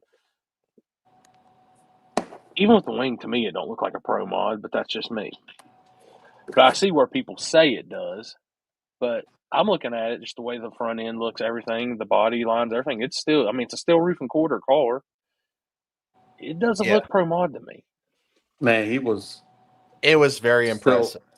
So I heard some numbers, and it's crazy. I would have never in a million years thought that. Like, obviously, that was my first time at the gut. I'm looking at the service, and I'm like, man, like, I only think that this service can only hold. I already knew kind of know what the track record was, and I was like, man, like, even that was just unimaginable that you could go that fast there, and the mile an hour and the time that he went there is fucking insane, dude. Happy told me, and I went, "Are you fucking kidding?" Insane. So I'm just going to put this out there because I don't know how much other class racing you two follow, but since back in the day, there is a reason why we always say the PSI screw blower is the baddest power adder on earth. In this case, that is. Yeah. And what's crazy, even the craziest part about that whole situation, if you've never looked at that car, that thing has a grid and a race pack. That's it. It's old school technology. It has no sensors. It has 0 sensors. Dude's wild. So the craziest, it's just, it just sits there and makes you think, like, and there's cars like that. Look at Larry Hoke's car. Right. Same way. Like, that's exactly the same setup. So he holds the track record now, doesn't he? Officially, unofficially, yeah, as far as he I know. He had it on big tires to begin with. Yeah. But I think small tires, he definitely has it now. Yeah, because I heard the number for the track record on a small tire, and it's just the video of him hovering down the track. Did you see that Track Channel's video, Big End video of him bouncing around? And it has no travel. No travel. It has 0. Like, that suspension doesn't move at all. Which it's just the exact opposite. It's just the exact opposite of like more than half of the cars. Right. Which I'm gonna go on the record with this, just from what I know from being at Yellow Belly last year and walking the surface. Their no prep is like a shady side no prep, in my opinion. The track has some bumps and things to it, but that rubber is damn good. Those guys figured that shit out, and I'm telling you right now, it's fast. You don't need, you sit there and you think about it. And I can remember back in the day with my parents going to Princeton Dragway, and they had quick 8 nights. Like, dude, the old school days back then, the quick 8 nights and stuff is what we call no prep now. And these guys didn't have all the technology, didn't have it, but they still got down with the same thing. No travel, nothing. Tube chassis are set up like that. No. It doesn't take all that, but I'm telling you, when these tracks like that got bite and stuff, that like I said, a screw blower in a car that's working, dude, good luck. A screw blower is the baddest. It's the baddest power adder on earth. I'm telling you. There's a reason why everybody they were banned out of Pro Boost for years. They were only in Pro Extreme in the Pro Mod world. Why when you go radial racing, they have to carry so much weight and all this. Like that's what everybody's talking about that. And this isn't like what's his name put up the post earlier. Lance did talking about where everybody's hating on calling a Pro Mod this and that. The thing's not Pro Mod 1. They've got that car figured out. It's a Hemi with a screw on it. I mean, the thing makes power. And when they can put that power down, that thing is going to be badass and roll out. Yeah. The other thing that I thought was interesting is we also knew what kind of times, what kind of mile an hour he went in the heat of the day on Saturday, where obviously, if you weren't there, you wouldn't know what the starting line was like. The starting line was a grease ball. I mean, it was awful. I mean, but it was so hot. Like, there's nothing you can do in that situation. Now, I know last year, like the starting line rubber was thick as shit. Like it hadn't been scraped in a long time. They had scraped it. They scraped it on Thursday. You're talking first when Ryan called him out, first round off the trailer, right? Yes. Yeah, I heard that number 2, and that off the trailer, going that number, 85-degree day is unbelievable. Yep. I got that's the picture I took of obviously them two. That was the pass. I turned around and looked at the guy I was standing by, and I was like, "That was off the trailer, bro." Yeah. And I mean, we both and we heard what Ryan went to, and like there was I wouldn't say that there was a little bit. I wouldn't say there was a ton of mile an hour difference between the two, but there was. I think I heard his mile an hour too. So I don't if I remember correctly, and it really wasn't that drastic. Yeah. So they were spraying the starting line.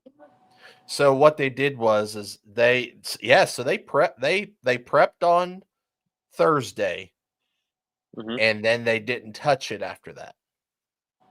Okay. So that's the only difference that they did was basically they did scrape on Friday. They scraped the track, they scraped the starting line, and sprayed it, and that was it. Thank you, buddy. But yeah, I mean, was it the Stude's fastest pass? I've heard what the thing has been on a prep track before, and I wouldn't say it was far off from what he was running there. Yeah. If he runs what he does, what I heard he runs on a prep track, he's going to be a problem. He's going to be a problem at your race, 100%. Oh, and if you look back last year, the Stude's first time on 28s at Armageddon to where it is now, those guys are putting in the work. Like they're figuring the shit out, and I'm telling you, and that's something I had somebody was asking me about. Oh, is he invited? I was like, yeah, he's invited. Nobody's heard of him. Like no, everybody's overlooking. I'm like, I told y'all, I was like, there is some stupid fast cars on slicks on this list. Like this thing's going to redefine slick tire racing for small tires. If you weren't biased, Chris, who do you have? I know who you are going to pick, but if you didn't pick, you got to say it like this: you've got to pick 63 out of 64 cars. You can't pick the one that you're teamed with. Who are the other 63? Do you feel? Oh, I can't do my boy like that. Come on. No, it's hold up. I'm gonna pull it up. You got to pick, and it's not being out of the whatchamacallit. It's not shitting on who you're with. It's just saying there's 6. This is a list of gangsters. So yeah. I mean, now I mean, obviously there's some names there that I don't know.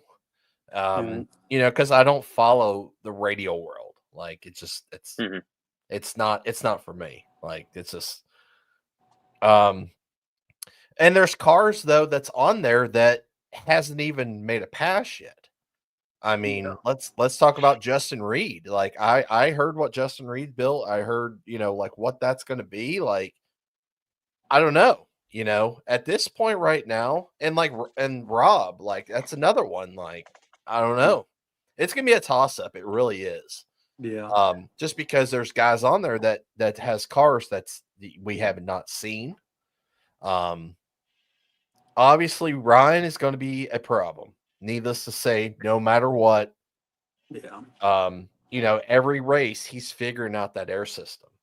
You know, for as fast as he went this weekend, like I was, you know, obviously I wasn't shocked at like what he was running, but he would be a problem, needless to say. I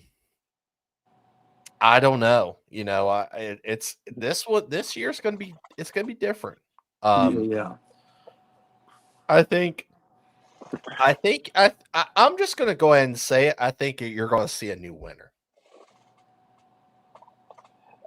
I know those boys. I know I've talked with Lutz and the Bumblebee team, and they're about to be testing very hardcore with the car. But I told them, like, from the start, I said, and don't think this is anything. This is knocking y'all. This is actually putting y'all's program up there. But y'all made us literally go find the top of the top competition now. Right. Like last year, we didn't have a clue what it was going to do, and now we know what we need. Yeah. Last year, I had Bill to win it. So, I mean, I don't know. I'm gonna tell you, I got to roll with my boys, but yeah, there's quite a few people on here that it's gonna be some good racing. I know that. Mm-hmm. I'm gonna tell you the matchup I want to see, whether it's in one of the test shots, shakedowns, or in eliminations, it could happen. Is I want to see Ryan Martin versus the Junkyard Stewed. Yeah, that would definitely be good. Yeah, like that's our ears are going to get blown out. Pro Charger versus Screw Blower. Absolutely. I'll be bringing some earplugs. I mean, I know Kai said. I think Kai's bringing Screw Charger power too. I don't think he's bringing nitrous power to this one. Oh, who we got? Hello there. Uh-oh. Getting ready to make another one? Did you figure out how to turn the camera?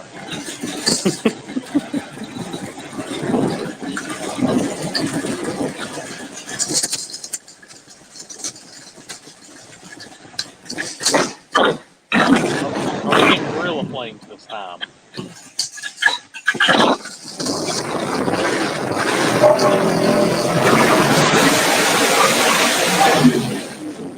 Ooh. Oof. Wasn't good. May have just heard it. That was 3 systems. That wouldn't have made you. Everything was really nice on 2 systems, and I think it just ate itself up. Damn. He ain't going to be too happy when he gets out of the car. A lot of smoke. Damn. All right, guys. I can't hear what's going on y'all's end. It's so loud here, but we'll see what's going on with him. Holler at y'all in a bit. Right, yep. Damn. I saw the spark shoot up, and I was like, I bet that's the spark plugging in the smoke. Like, oh, shit. Yeah. Yep, that's that nitrous life. Damn, dude, and it was starting to gorilla flame up. I was like, oh, here we go. Yep. Well, I mean, it happens, and we saw it this weekend too. Like, just what are you gonna do? I was really, really hoping to see Charlie, continue, but It just it sucks. It was a tough break. Yep. I'll tell you, on that surface in Columbus, nitrous was the king. I mean, I will give Don and them had that thing dialed in, and that quarters, semis, and finals, dude, they were turning on some shit. Like you could hear the exhaust note change just perfectly. Like, another system, another system. Right. Those guys had it figured out. And we got talking, and I was talking with a few people, and I was like, man, it really doesn't surprise me I think on those shittier surfaces like that bare concrete, like the backside we had at Darlington stuff, nitrous is a good thing because look how many Kendall won in my races. Chicken Hawk. Honestly, I think on the super sketchy and crappy stuff, nitrous I'm not gonna say has an advantage. I think it really stands out more and better for those type of surfaces. Yeah. Yep. So, and Don's car works, man. That thing, that's another one. Not really a whole lot of travel. I seen. I didn't realize it, but I seen his post where Isaac and them just did the front end of that car. Redid the front end on Don's Nova. And dude, that thing was working like a charm. Like it never missed a beat. It was printing. It was making the trip every single time. Right. Are we going to talk little gangsters? Oh. But going back what y'all were talking about, Ryan getting the compressed air figured out. I listened to the 1320 podcast with him, and I think you give him more. I think that thing on sticky track is going to be fast. Oh yeah. That I love that it still has the zoomy flames. Everything still. It looks like a nitrous car. 100%. And I think once he gets on that little bit of prep, like we're going to have at Shady Side, I'm not saying he's coming in as an underdog because he was on paper the runner-up last year. But, so that's a system. Nobody knows what's going to do this, that. Dude, I'm telling you right now, I have a very strong feeling that Ryan is going to be very, very competitive at King of the South with that compressed air on a little bit of a sticky track. Yeah, I agree. Definitely. Yep, it'll be interesting. Like I said, it's hard to pick from that list. Yeah. Who you're going to pick as a winner. I mean, it's actually kind of impossible. I mean, if you're being a neutral party in the whole situation. It's all just going to depend how the chips fall. Yep. Because we could see that Ryan Martin versus Junkyard Stu first round, and that anywhere's a final. I mean, there's not going to be any easy rounds this year. The chip draw is going to dictate how that race is going to go. Yep. Oh, and in flying area, I'm not saying Ryan's not competitive. I'm just saying it.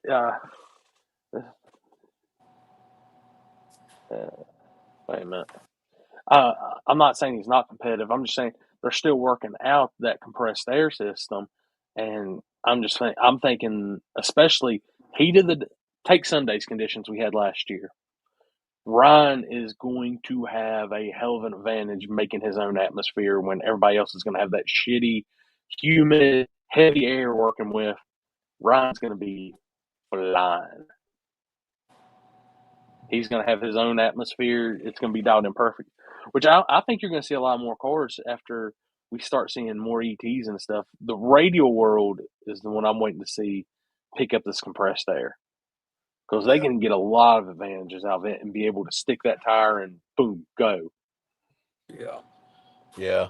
I did see Tina Pierce. She's got the same setup on her truck and looked like she did pretty decent this weekend at I think another race. I don't know if she was at XRP or where it was, but yeah. So we'll see. Yeah, I've seen her and her husband have it on both their cars. Yep.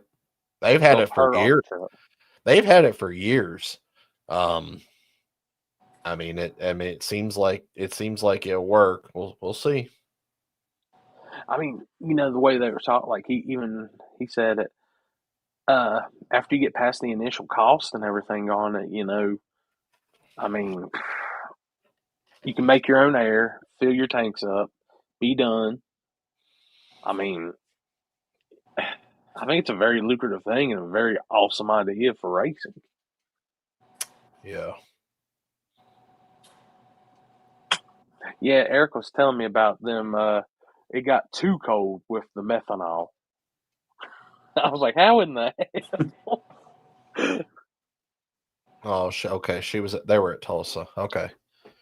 That's where XRP is, ain't it? No, Tulsa is Oklahoma. XRP is outside of Dallas. Oh, okay. Gotcha. Yeah, because Midwest Pro Mods is right there with you. Was maybe an hour. I think it's like an hour or two away from the gut. Okay. Well, that explains why Wes and Keith were there. Okay. Gotcha.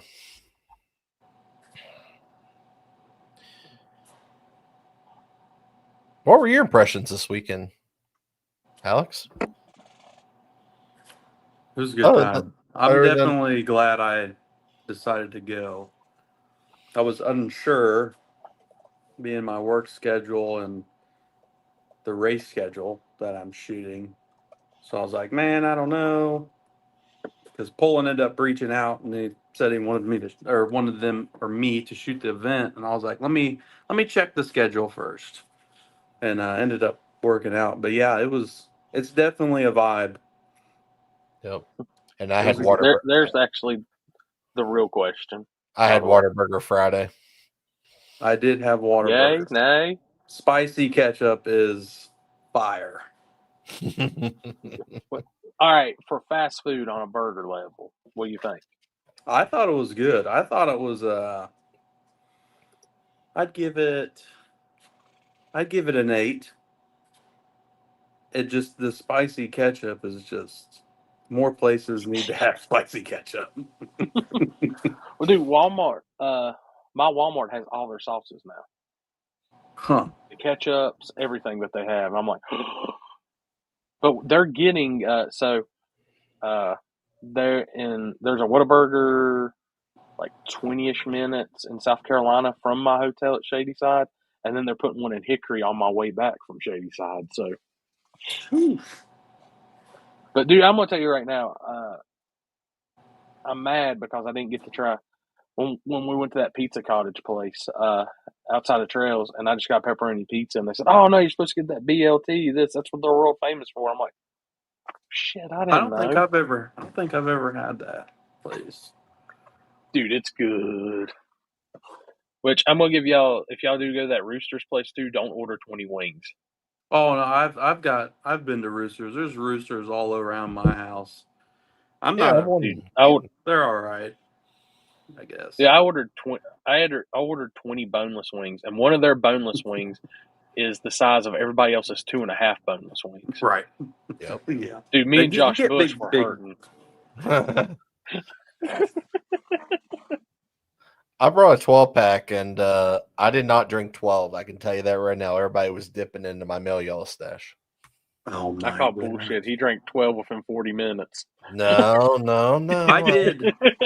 I did only see him drink, because we were pitted right beside him.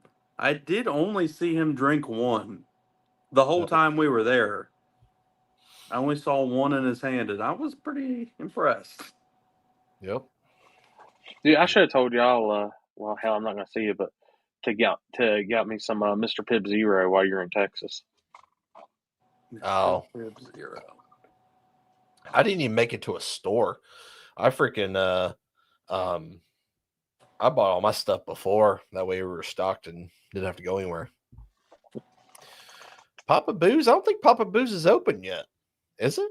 That place is good. I seen the sign for it. Yeah, it's which I want to tell you, it's good. That damn Buckeye Lake area, I loved it, and I just rode around it. Nice. Mm-hmm. Except for the one time a year when the Juggalos are there. I probably wouldn't like it then. Probably not. You talking about the Gathering.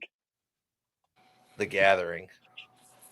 Dude, what was it? The exit up from their Airbnb is the field, I guess. The Legends concert venue. For the dubstep show. The Gathering of the Juggalos, dude. You never seen that? Apparently not. That's where it's at. Oh.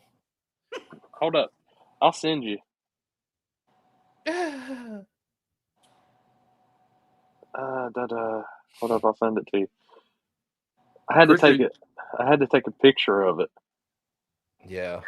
Are you going to Cincy Street Nights this weekend? Friday? I don't know. We might be doing some street stuff. Oh. So I will let you know if that tickles your feather. Yeah, let me know. Okay.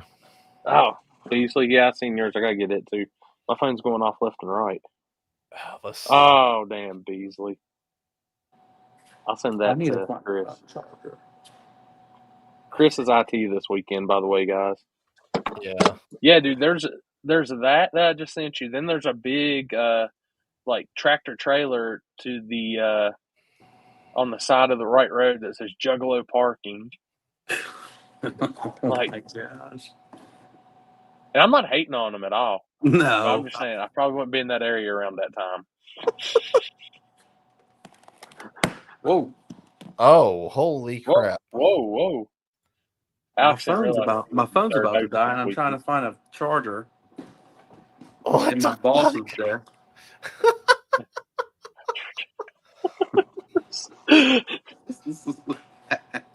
The fuck?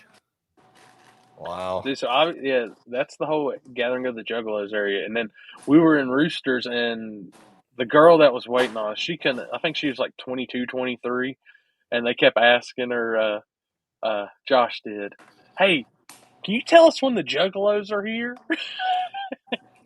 And this is in Newark. Oh my god. And that girl had no idea of what we were talking about. Jesus. They're a different breed. Either. Yeah. Did we stop at Brad's on the way? No, we did not. Which E's and B's, I've actually been on their YouTube watching JCW. So actually, one of the dancers from Brad's was there. She was there with Poland. Oh, what's her name? Vanessa? I think that's what her name is. I can't remember. Yep. Yeah, she drove all the way down from Indy. Bro, she drove. We were talking to her, and I said, "You didn't fly down?" She said, "No, I didn't fly down with all these plane wrecks." I was like, you'll be all right. I said, "So you drove?" She drove by herself from her house to Texas and did not stop. Didn't stop at a hotel or nothing. Drove straight. I said, "You're wild." It was like 14 and a half hours, I think she said, or something, 15. I was like, that's what we did on the way when we left Lexington. Well, yeah, Wednesday but you morning. Guys got like couches and stuff, and she was the only person in her car. Oh, well, yeah. I mean, I get it. I can't do that. Farthest I'll drive by myself is probably Shady Side. 7 hours is my limit. I'm not gonna lie, that drive to South Georgia, that 9.5 hours, that shit was brutal. Like, it's not bad having another person to like switch with or like, bullshit with and talk to, but by yourself, you can only listen to so much music in podcasts. Right. What was it? I think, how many did I get through? Like 6 of Cooper's podcasts on the way to South Georgia because I had to take the alternate routes and ended up turning into 10.5 to 11 hours. Yeah. Do you see on Cooper's podcast them post John's car? Rogers? Well, it wasn't on his podcast. It was a short. You see what John Rogers' car made on that stock block?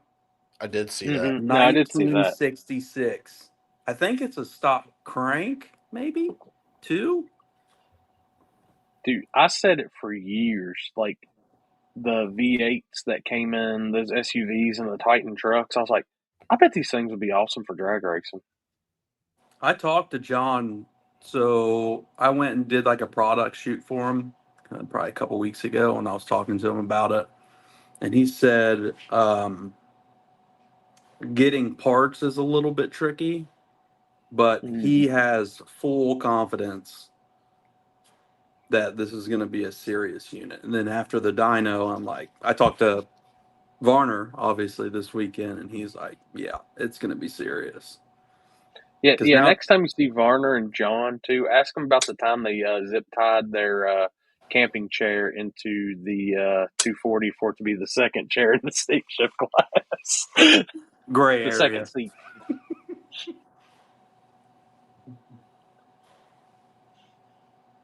I was like, these guys.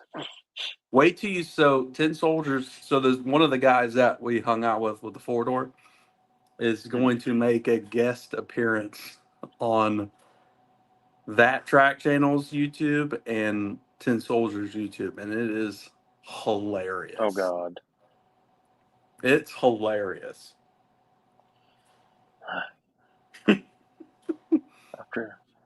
I've driven 14, 16 hours only stopping for gas. Jesus Christ, guys. I can't. Dude, there what ain't was no it? way. 4 hours and 15 minutes to National Trails this weekend. I bet I stopped 5, 6 times in between. Now, I didn't on Sunday because I just wanted to get home. I only stopped twice on Sunday. But on the way up, like, I had to get out and walk, had to move. I didn't know where I was at, just checking the area. There actually is some cool shit on the way up to see. And, but no, I don't know how y'all do that. Like you said, if I got somebody to bullshit with, I can drive for a while.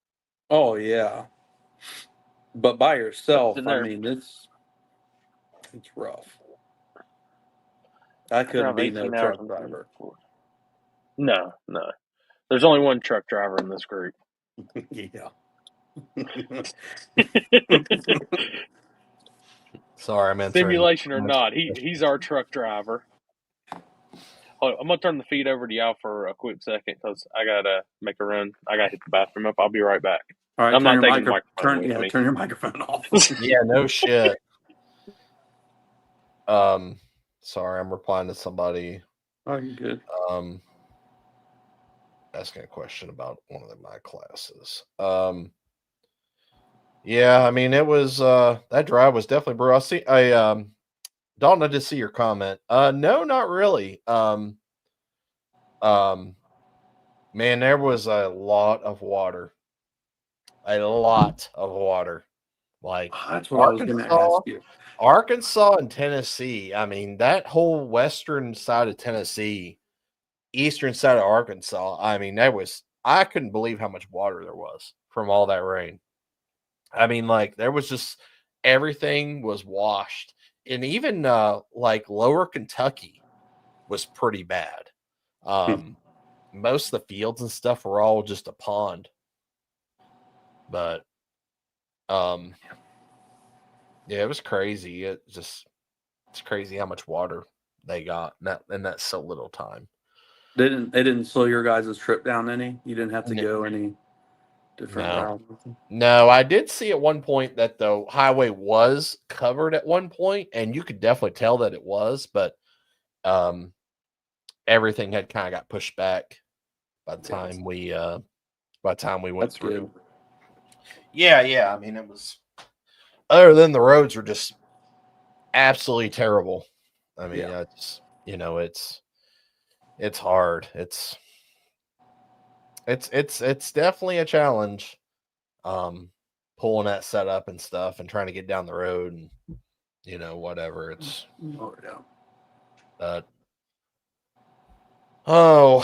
what else do I need to cover? I'm trying to think here. Well, you know what was up with the dinosaurs on 70 at exit 137? trying to think where 137 is.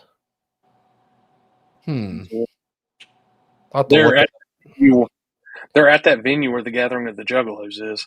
Oh, it's for Electroforest. It's the dubstep. That big dubstep thing. Yeah, it's or not Electroforest. It's Lost Lands. That's it. Yep.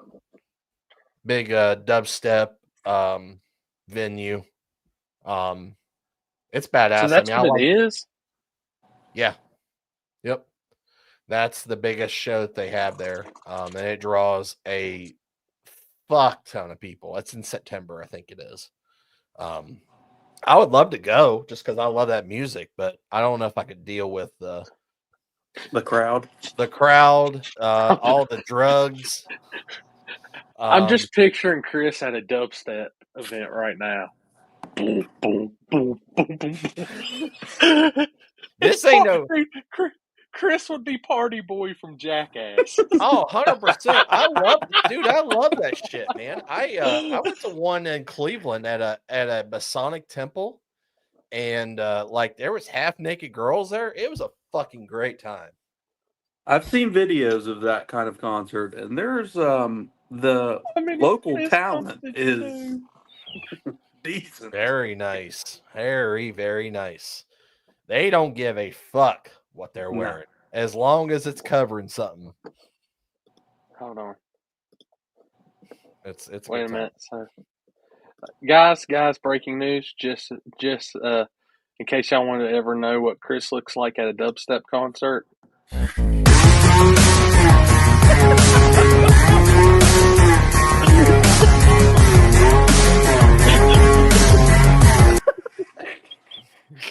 100%. Now I get the whole obsession with neon green.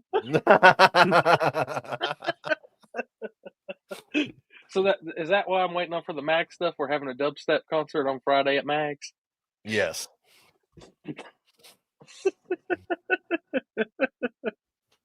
Yeah, we're bringing Skrillex in. Dude, damn.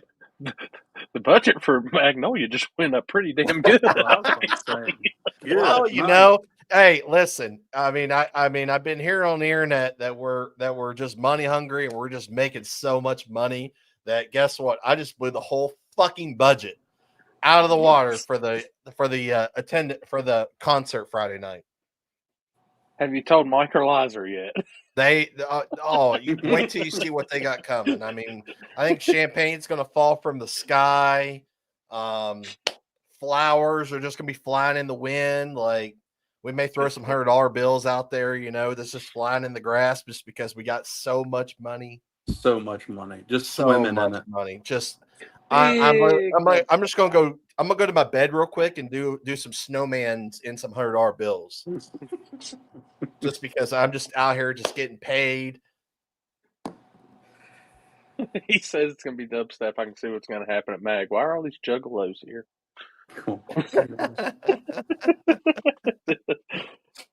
I sent, and by the way, Beasley, I did send the fan submission you sent to Chris. I'm just waiting on him to play it. Oh, Jesus Christ. I just seen the one he just sent me.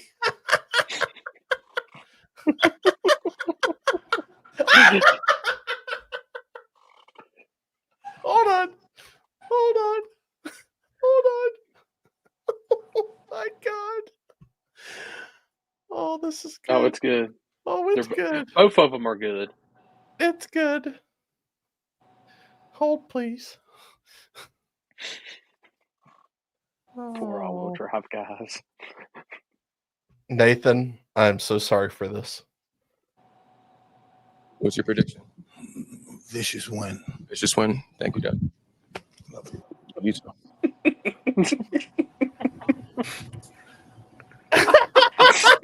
What's your prediction? Oh my God. Oh, did you not see the ones I sent you from Beasley? Oh, hold on. Oh shit. Oh my God. That's fucking that's funny.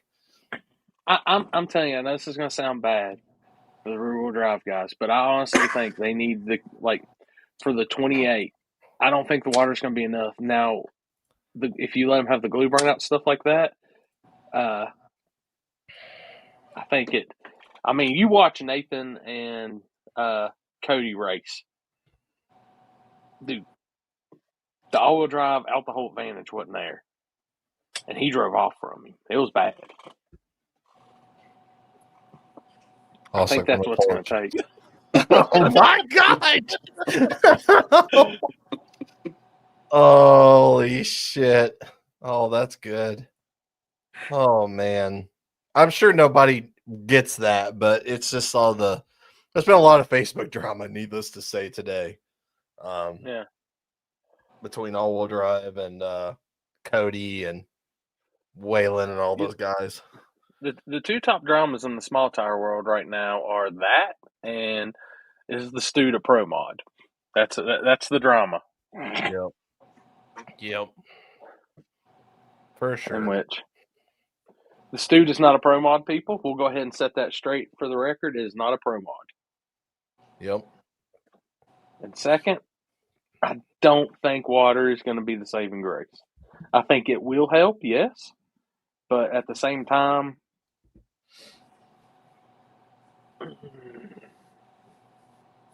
yeah, I mean, it's just, I don't know. I mean, honestly, like, if they did a glue deal, like, I mean, definitely a glue deal would definitely help. Yeah. No matter what. I mean, obviously, I wish they would do that because figure out something for that, but, what are you going to do? Flying high, I'm not a captain, which, honestly, the Stu wouldn't be good for that. That's not his. Now, that's a very terrible surface. That's when you would see the factors of not having much travel or anything like that coming into play. What about Corley's Big Wang? Dude, I'm just waiting on Mike to log in, and it's on. Yeah. Because Looked like he had a pretty good race this weekend. Yeah. I seen Jim Bob was down there, and I was watching his videos from it. Which I went back to I love it with the front wheel drive stuff, which the front wheel drive crowd looked like they showed out on no prep. They always in that do. area.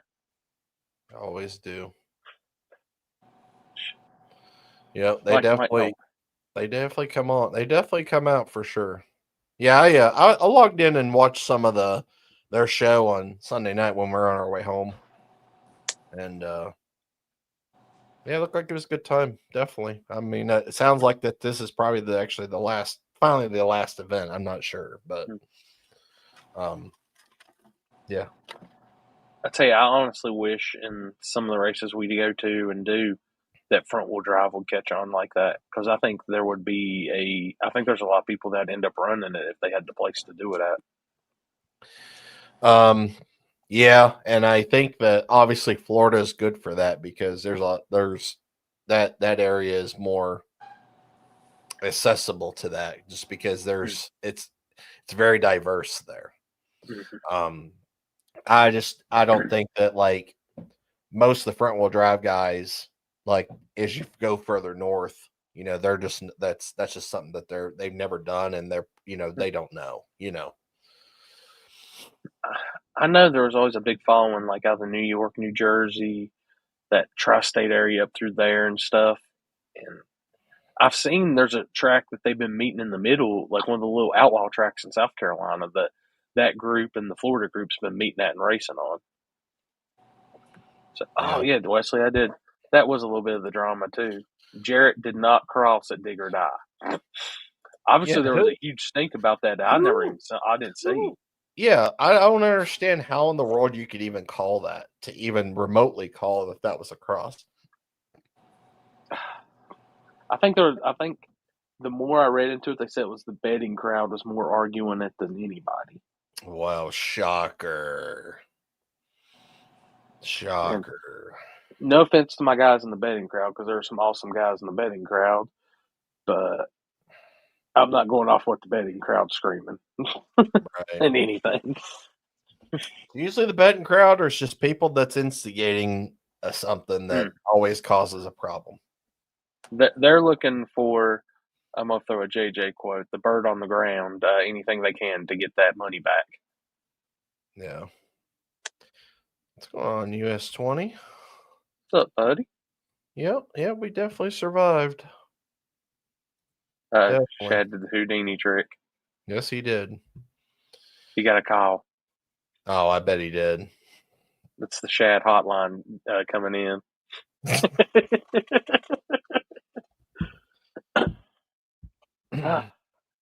But I mean, I'll talk about Yellow Belly a little bit here. That's like that was definitely a cool place. I've obviously always wanted to go there. It's always a check mark on my list of places that I've always wanted to go. So like the opportunity was cool to go there and be there and experience it and say, hey, I've been to the gut. Like, sweet. The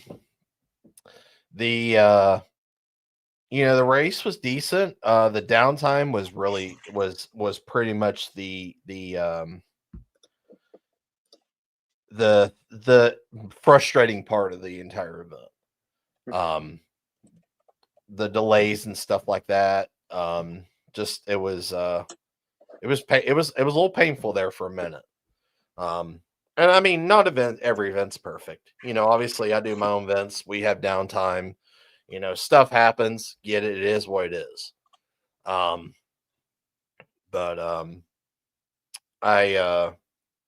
one thing though that definitely that I think that event needs is definitely somebody that likes to speak on the announcing to keep the people going. The music on Thursday was very irritating. I mean, like, there was like all kinds of crazy music going between both sides. The one side was playing Latino stuff. It was loud. I mean, like, it was so loud that we were at least, I would say, 100 feet from. No, we were about 100 yards. We were about 100 yards from, and it sounded like that they were right outside of our RV. This was like 1:00 in the morning. That was probably the most frustrating part about the whole thing, just because it was just so loud. But that's just because they had some big system in the back of a car. Like, it was cool, but like, it's 1:00 in the morning. You've been playing it all day, all night. Like, give it a break. But definitely need an announcer. And I mean, there's just stuff you just can't control. The oil downs. They had a couple of cars hit the wall. But I mean, definitely is what it is. And you saying definitely need an announcer. I think the biggest thing that hurts them with the announcing is that PA system is, it's not there. Really? They would have to definitely, like, I don't think they really have that great of a PA system. Yeah, so I think the best thing would be, like, have the equipment there and have somebody with just speakers on a separate system doing the announcing. Yeah. I mean, like, when they did announce a couple of times, I don't know who was up there. I heard them perfectly fine. Now, we were close to the end of the staging lane, so I don't know if that, had any like difference as far as like how well that stuff works. But yeah, I mean, that's really the biggest thing. I mean, obviously, like I said, the downtime and the delay of the race on Saturday definitely was worrisome. Obviously, I figured out how many cars that they had in each of the classes. I didn't expect them to get that event done. And I think we ended up going to bed about 4, and we didn't stay up for the final because we were all exhausted. I didn't go to sleep. We went to the hotel one time and slept for 4 hours. We left the track, got our bags, and went straight to the airport. Or no, I lied. We went, got our bags. I checked out, went back to the track, and then went to the airport. Oh, on Sunday? Yeah, early Sunday morning. Yeah, we left Friday night at 3:30, and then got right back up and got breakfast and stopped at the gas station. No shit. Yeah, I know. We woke up. We woke up and we saw that Jason and were gone, and it was like, oh shit, they're out of here already. Yeah, they were ready to go. Yeah. Caveman Tess didn't continue because she was absolutely, utterly exhausted. She was like, that day was like, just with everything that was going on, like all the downtime. And, you know, they're already on a weird schedule because for where they're from, she was just utterly, she was exhausted. And she was like, I'm throwing in the towel. I'm done. You know, like she didn't even care at this point that whether she was going to win or not, you know. I can tell you, anybody that's not been there, that race is a marathon. Like, Yep. Whether you're media attending as a fan, a race or whatever, it is a marathon. Yep. What's going on, T-Bone? I remember, what was it, last year on Saturday, we got back to the track and we were there at like 9, 10 in the morning, and then we pulled out to like 2, 3 in the morning, went back to the hotel, everybody got a shower and we got our bags, and then we left and hit the road home. We didn't even sleep. We just went on and like, never again. Like, I'll fly. Yeah, it was yeah, those 3 nights, I mean, let's see, Thursday night, we were up late. I think our last pass in the Falcon was at like 3:45 in the morning. Just because we kept making test hits because we kept changing stuff, trying to keep it from trying to power wheelie. Try to get at least somewhat dialed in. But we were already exhausted because then we woke up about, I think I ended up getting to bed. I think by the time I showered and got to bed, it was about 5:15. And I went to bed, woke up at like 9, and then we was up working, and it was definitely, I didn't get over 5 hours of sleep at any point this weekend. Jesus. Hell, I got more sleep than at South Georgia than you did over every night. Yeah, it was long, but hey, it was fun. It was warm out. Luckily, it didn't get cold. It was super nice. We had shorts on the entire time throughout the night. I didn't even throw a hoodie on. I don't even think. I did put a hoodie on, but it was really nice. I definitely missed that weather today because I came home and it's fucking raining and snowing and it's 40 degrees here. I'm like, snowing? It snowed today. Gee. It's just, I mean, I think it was 50-ish, 50s today. A little bit cloudy. Yeah. It didn't snow. Yeah, it was definitely shitty today. It actually wasn't even supposed to do anything today, which was, I looked on the weather last night and I was like, oh, tomorrow will be nice. Like I'll wash the gray car and whatnot. And I was like that. I woke up at like 9:30 this morning and I looked out and I was like, what the fuck? Why is it snowing? I was like, well, I guess I'm not doing that today. So I had laid in bed till noon today. And then I had to go. I had a local shop hit me up, and they needed some prep to dyno a super today. So I had to run down and spray the rollers and stuff so they can make some power today. Was the power band more than 50 RPM? Yes. By a lot.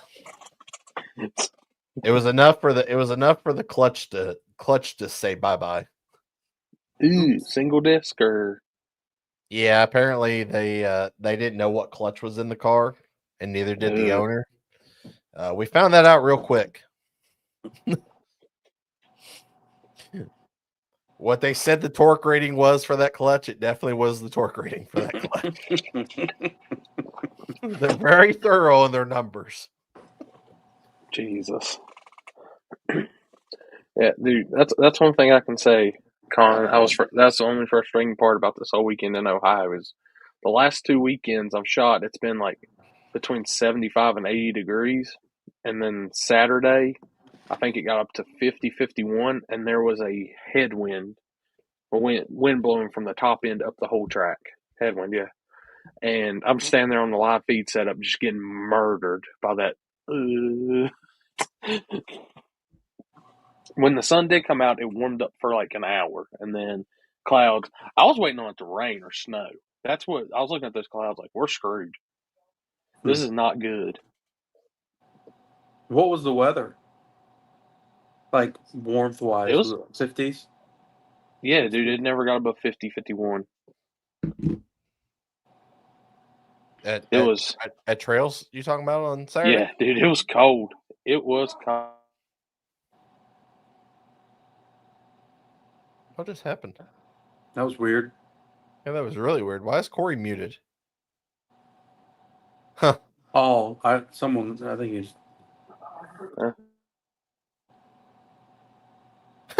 What is going on here? I have no idea. We've been hacked, and we haven't even said anything about the IRS.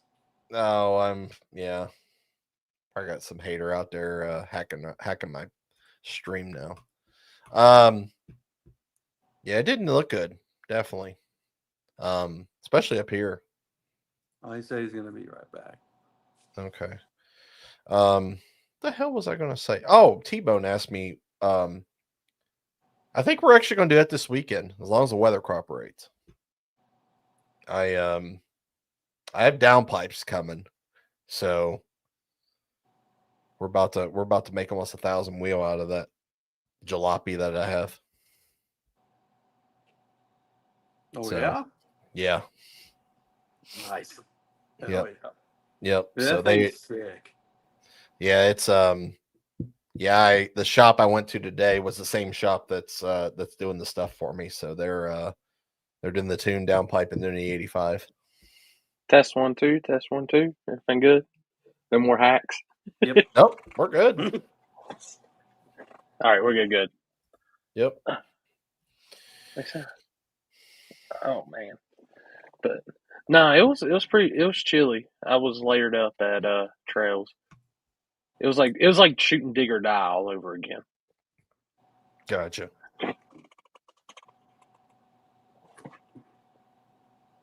Dude, what? Low 40s during the day and low 60s at night. I gotta look at this. I gotta look at that, Colin. Holy shit! I didn't know it's supposed to be like that. Huh. Like I know it's gonna be nice at Elk Creek this weekend. It's supposed to be in the 70s, but what are you I talking know it's about? actually supposed to be pretty good on Thursday. I was looking at Con's comment about Piedmont. Oh, now I was wondering about what Jet Black was talking about. How many chains ended up in SRC camp?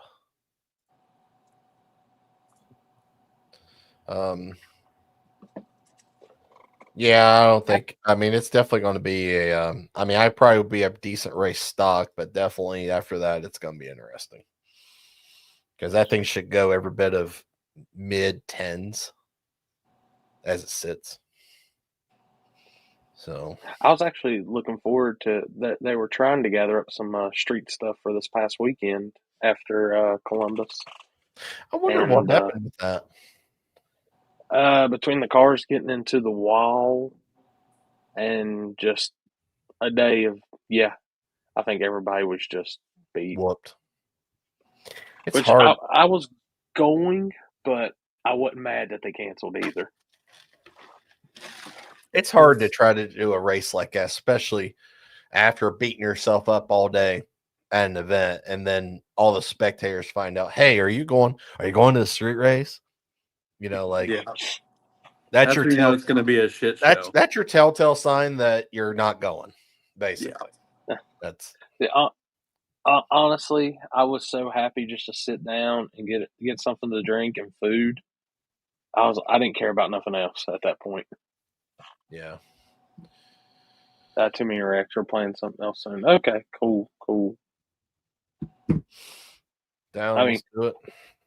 that was the thing, man. It's just that was the majority of the downtime there this past weekend was just the issues. Other than that, they ran a really smooth program. But you had guys that were double and triple entered, and they had to give them just a little bit of cool down time to come back. But most of those guys were on top of it. I was antsy. Y'all probably heard me on the feed. I wanted to keep just boom, boom, boom rolling, but even I sometimes got to remember, hey, it can't be like that. Right. So the guys that were double and triple entered, man, props to them because I couldn't deal with that stress in my life. But oh, what's that? You can star messages? What? Oh no, no, what I just did. Chris pressed the button and I was like, huh? Michael, Piedmont Thursday night for pro mods and Elk Creek maybe Friday, for sure Saturday for small tire. Which it'll be small tire. I'm not going to go live this weekend, guys. I'm going to try to get something else before I go back live, so make it just a hair better. I've pretty much found what I want in quality and everything, and I'm really happy with it. But y'all are also going to see some changes to the approach of spooled media this weekend on the videos. So y'all have to let me know next Tuesday what y'all think on it, because I'll try to have both 2 or 3 videos. I'll have them at least 2 videos out by the time we have the table next week. So going to change some things up. I've got some different equipment. I got some new ideas. I'll tell you, Michael, you should come up to Elk Creek. I think you'd like it, man. It's a good ass race.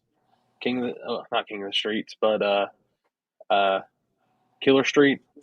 I know a lot of guys are coming up to run in it, which an English Mountain should be a pretty good program. Also, it's hard to. All right, I got a race that's an hour and a half away versus 3.5 this weekend. I'm choosing an hour and a half. But I know they upped the purse too for Killer Street too, and the payback on it. So Terry said if they get the cars and stuff, they'll even look at upping it some more for the next race. So it's a good show too, always. And there's downtime you can enjoy. But like I said, this weekend on Spooled, the way I'm approaching things, hopefully y'all will see a huge difference in how I'm doing things and with the videos and all that. So it'll still have coverage. I'm not abandoning coverage, guys. There'll still be coverage to the videos, but I'm adding some more into it to hopefully make it a little more appealing to what I'm seeing on YouTube and what people are liking. So, God almighty, I'm going to talk in front of a camera too. So I'm sorry. I apologize in advance. I'm going to chop it up all to hell. Jesus. Oh, man. I will say, working at the gasser deal and looking at shorts and stuff I did with all that and everything, awesome. So I'm going to really be attacking that too, because like for the Facebook, Spool Media's Facebook, I'll be 100% with y'all. I've noticed a huge gain and stuff on that. So I'm going to be doing a lot more shorter clips too and things like that. So just it's going to be a balancing act at first, but I think we got this. I see camera at the 500 foot towards the shutdown. I've got the equipment, as in the transmitter, the stands, the things that do that. You noticed? What does he? Rich. I ain't rich. No, you out looking for them single rich over 50 females. Oh, yeah. Jeez. Holler at your boy. But the only thing I need is another camera, and the cameras that I'm actually using now are they're discontinued from Canon. So you got to buy them used or something and just trying to find them. Well, they're still pretty good price. So I got to make some money before I can buy that, because that's the only thing I need, just another camera. Yep. I actually used my backup filming camera this weekend for one of the angles, and that's one of the things I can't be using that a whole lot, because if the main filming camera takes a shit, then we're in trouble. Right.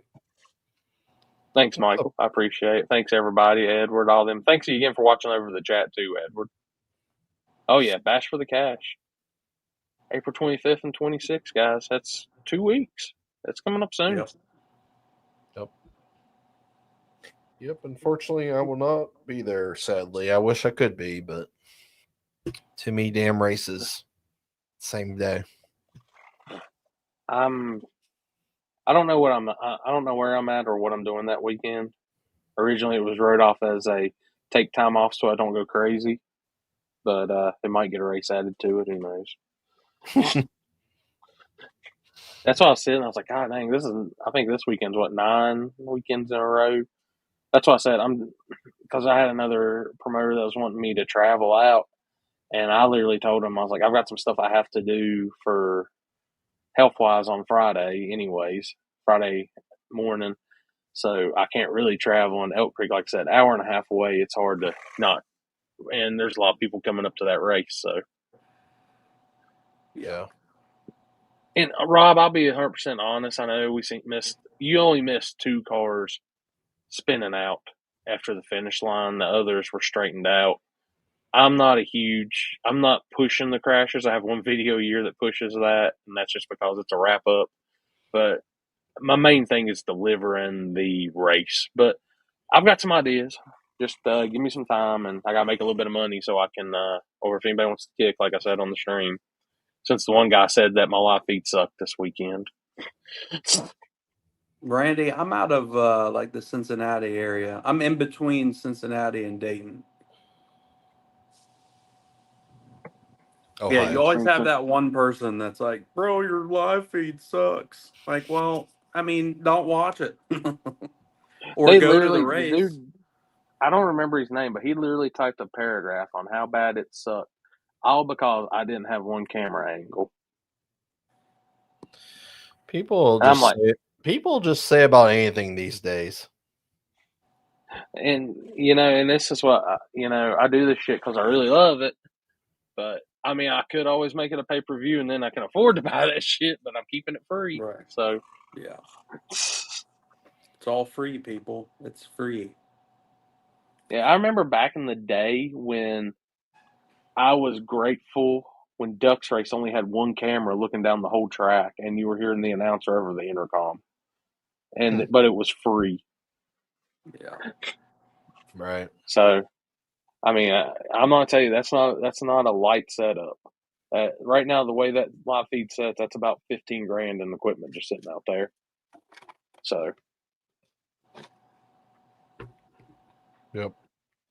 But I'm working on it, get better. Honestly, I'm going to be. I might tone back the live streams just to bigger events, anyways, because I have a really big, and I hate to say it like this, a production idea in my mind for the coverage. So I really want to focus on that for a little bit too. But I think probably my next big live feed will be King of the South, Ronnie Buff Memorial. That'll be the next one. Yep. Well, I mean, you kind of have to. Yeah. I mean, we're the exclusive on that. And, really in between that, I don't have the events. There might be one event I live feed in between then as just a test beforehand. But even then, it probably won't be I won't go crazy with it because I don't know where I'm at on the 26th. This weekend, I'm kind of working on production stuff. I can't remember where I'm at the first weekend of May. The second weekend of May, I'm back at Shady Side for radials. Then Streetcar Bragging Rights is the week after that, and I can't live feed it. And the week after that is King of the South. So,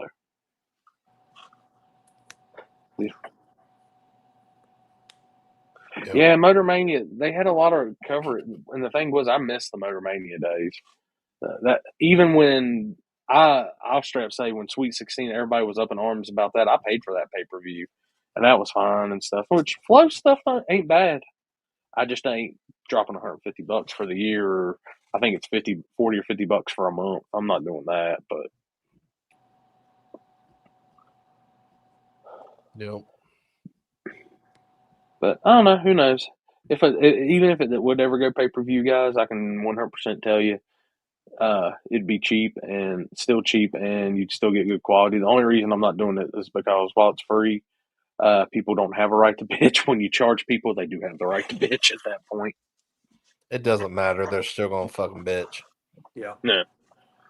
Just like this weekend, and I'll be the first to tell y'all, it got under my skin. You can probably hear it in my voice. So Yeah. it's one of those when those and like I said, props to Austin and Cameron because they literally came to Dig or Die, reached out to me about doing this, and they wanted their exact words was they wanted one badass live stream of the event, and they came and got me. So,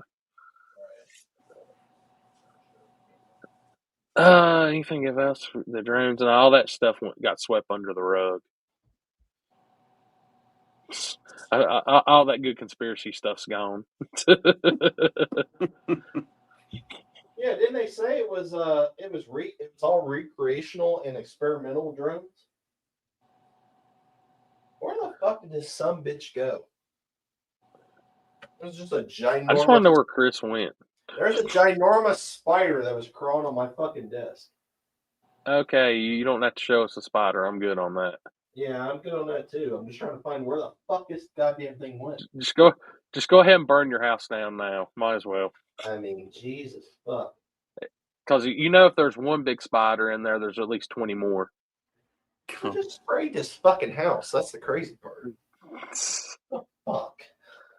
Troy, I'm not letting one person ruin it. It's just I actually have just some ideas I want to do with the actual production and making videos. So, Chris is froze now. No, he's back. Lost. Look at him. Don't know where he's going. Like even my pictures on Facebook are going to be different. I'm changing up how they're presented and everything. That's one thing I've got in the last. So I've shot for 2 Speaking years of those now. import guys, those damn ricers. That's right. IDS to the front, boys. Yeah, buddy. But yeah, I've got a lot of people, not a lot, a few people talk about like the bottom of the photo with like all the watermarks of like the people that I work with. Half the people don't mind them, but the other half are like, man, I wish those photos didn't have like, obviously 10 soldier. I work with 10 soldiers, IDS, Low Dollar Motorsports, and Arc Enemy Fab, and I get some people that are like, hey man, you care to upload photos without the watermarks on them? I'm like, well, I mean, I can, but not when those companies are helping me do this every weekend. What's at that point? If you want people without the watermarks, I mean, you can buy the digital copy. Exactly. So if you want photos, let me know and I'll email you the file for a fee. Yep. Hey, just because we've got cool gear and shit, guys, and Shag will agree on this, we're really broke. Oh, no, I'm rich, buddy. You ask anybody. I forgot. Chris is rich. Yeah, Chris is rich. Everything's expensive. Let me tell y'all, and I'm pretty sure you've been there, Shad. So when I went to Chris's house, after I got by the 2 armed guards through the gated fence, his butler came out and opened the door to my car, went in, and he had fresh, cold Mellow Yellows on ice all ready to pour and stuff. Like, get a fresh towel when you get in there and everything. It's nice. Yes. Having rich friends. Yep. You go in Chris's bathroom, you wipe your ass with $100 bills. It's crazy. Yep. That's the life I live. I get paid. I get paid off on shit. Like I'm just out here just killing life. Like Chris walks out of his house and like goes and picks up his newspaper off the lawn, says hi to LeBron.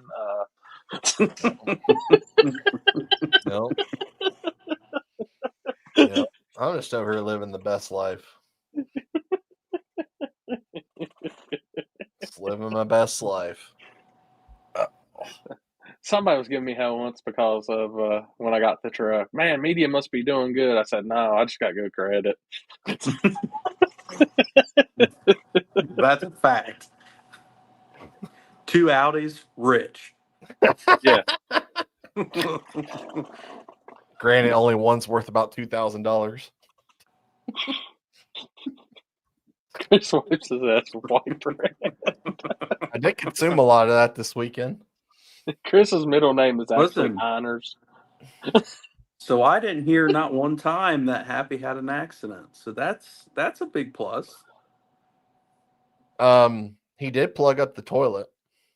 Oh no, yeah, he did. He did Friday. He did plug up the toilet, but he made it to the toilet. He did. That's a big win. Yep. Was it the yellow belly toilets or? Yeah.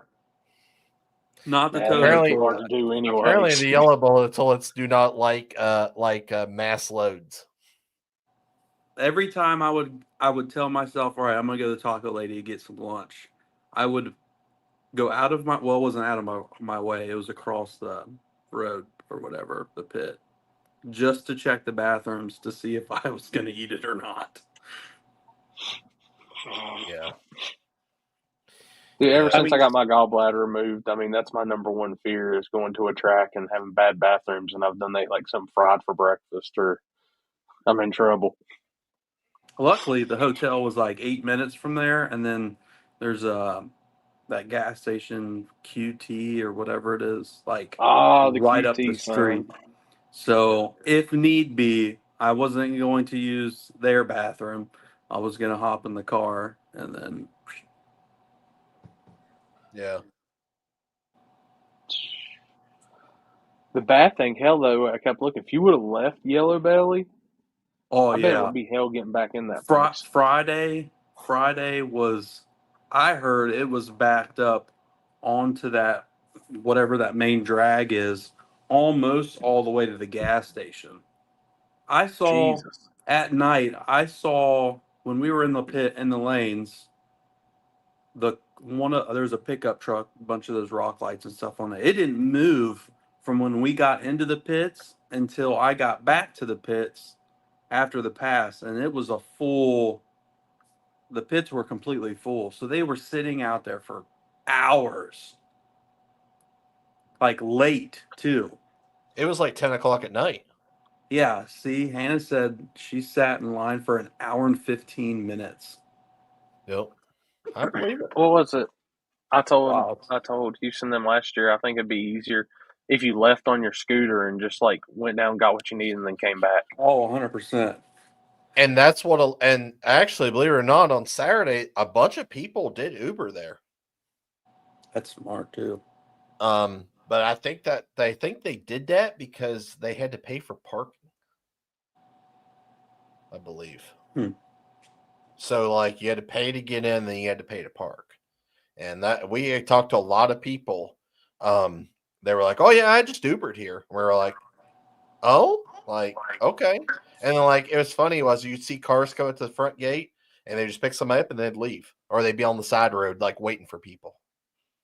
Damn. So, but yeah, I mean it was definitely busy.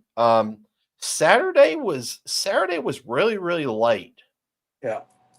You could leave any time Saturday and drive right back in. There wasn't a line that I saw at any point in time. Looked like Thursday night was probably one of the biggest nights they had, and then Friday was decent, but Saturday was very didn't look like there was a lot. Well, there you go, right there. Dang it. Yeah. All right, so we've officially now, they be calling us Rich Rich. Hannah is officially Rich Rich.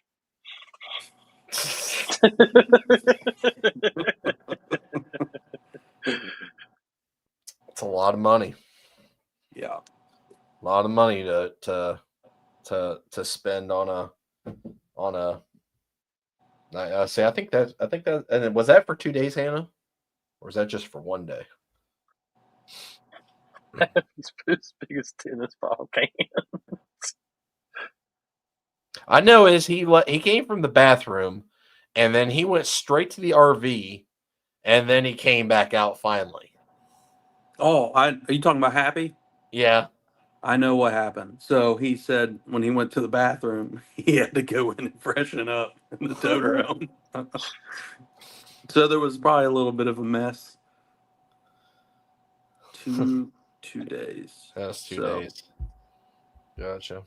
That's what I heard. I heard it was about 100 a person a day. Well, that's what I was told personally.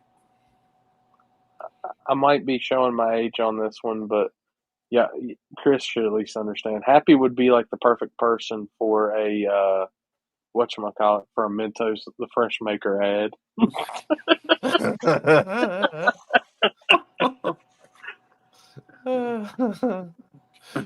Oh, that's funny.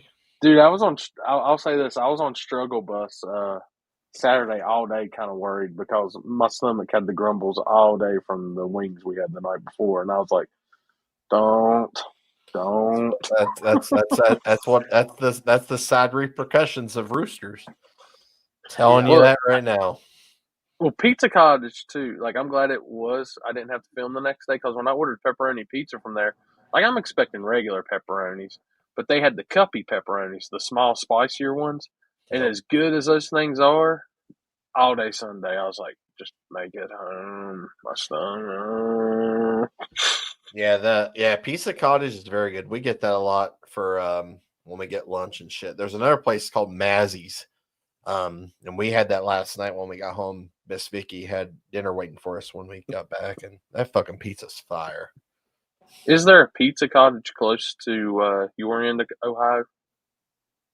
Or is it all on that side? It's all on that side. No, shit.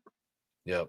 It's good though. Like the pizza choices around there are very good. Like, I gotta try this BLT. Like, I seen it because Cameron Austin ordered it, and I was like, dude, that looks legit. Like, I'm a BLT person, so to see that with like a BLT in between two pizzas, like, gang, send it. There you go. Hey, Steve knows. It's a Columbus thing. Yep. It's good though. Definitely. They got there's a couple in that general area. I think there's at least 2.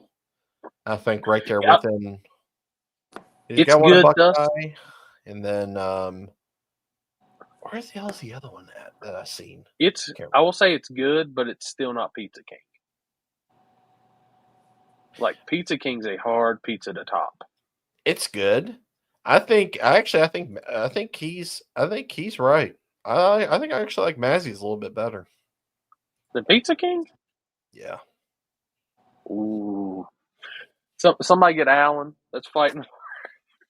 Well, I haven't had Pizza King in a while. We haven't seen Mr. Pizza King himself in a while, so. Dude, I talk to that guy every day. Do you? Anymore. Yeah, bullshitting back on Snapchat and stuff. And he's getting the cars together. Good. So, which I think they just got the Nova and stuff off the Dyno and all that. And all I know is that Mustang goes to True Street trim. There's a lot of people in True Streets that's in trouble. Yeah. Which, I'm not going to completely talk on the subject, but I seen a certain post talking crap about the whole True Street deal down there, and I was just shaking my head about it, just letting you know.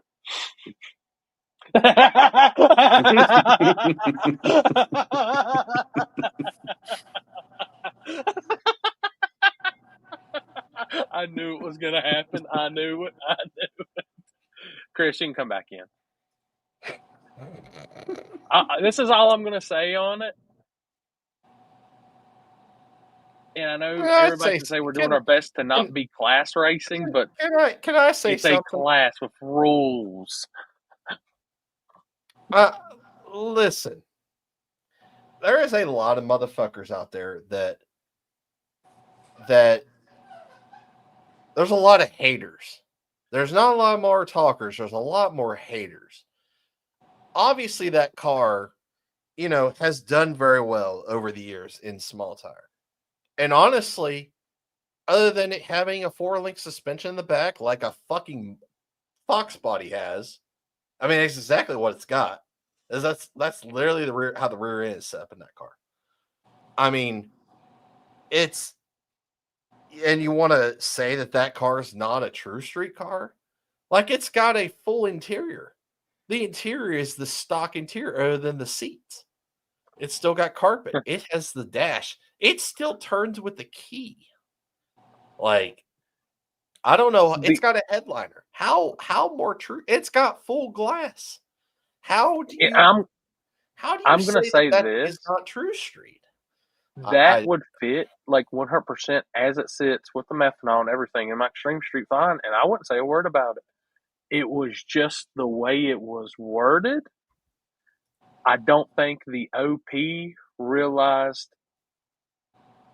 kind of put foot in mouth. You know what I mean? On what they were saying about dropbacks and shit like that. Yeah. And Yeah, I wasn't hating on the actual driver or anything. They did what was correct. But when the OP is saying this and all this, and it said what's said in the past, I'm just like, some people I just want to just throw, sense should kick in at some point. Yeah, I mean, like, but then you can't also bitch because the rules are set up like that. You know, like their street rules allow M1. Now, obviously, there's that now that I don't see. Like that must be a west end of the United States deal. Like, well, it's the same thing with dig or die in my race. Like, we allow it. Really? Yeah. I think that's like a very big limiting factor in it. But I mean, you can't be mad that the way that the rules are written, that a car fits. I'm just saying. I mean, oh no, dude. And you know what? I 100% agree. That's where that car needs to be, on that type of surface against that type of competition in small tire. Yeah. It does not need to be nowhere in that small tire class. I don't know. You know that? I don't know. I don't know nothing about Falcons. So that's a good question. But it's just, I'll just say the OP picked a bad subject to pick to talk shit at that point. You know what I mean? Yeah. That's all I'm going to say. Yeah. I mean, there's people that like our True Street rules, and there's some people that don't like our True Street rules. I mean, I feel like that True Street rule set that we have, I feel like it's a good set. Obviously, between obviously we wrote those rules, and then everybody else has followed suit, using them, in such way. I don't know. It just, everybody's just not. It's just gotten out of control that everybody's just not happy about anything. It just seems like no matter what somebody does, somebody's not happy. Just go to the PC, Chris. Just go to the PC. Jesus. I don't know. I don't know. I'm just, nobody's happy about anything, and it's disappointing. I mean, and I'm gonna be the first person that says that was the smartest move. Ain't no way I would traveled the Nova. Yes, that should have been Nova shouldn't. That's twin turbo, big block. Let that thing eat in small tire. But that Falcon, I've looked at it. I know it's got all that stuff, and dude, that's where it needs to sit. It needs to sit in that True Street on. Now, you take a shitty surface where that car can be competitive back in small tire, put it back in small tire. But I do agree with that. I definitely just reading, and I was like, that was the ultimate foot and mouth thing I've ever seen in my life, and I chuckled about it. And then I'm sitting there, I'm like, because I'll be the first day. I don't care if dude. Take for instance, I'm not hating on any car on methanol. I just ain't. even if it's in True Street or anything like that. Hell, look at all the guys that's on like race weeks and stuff. A lot of these cars are methanol. Yeah, they've got 2 fuel systems, one to drive on, this, that, but it's no longer 1990, early 2000s. Yeah, and I mean, like, it's just this. It's frustrating.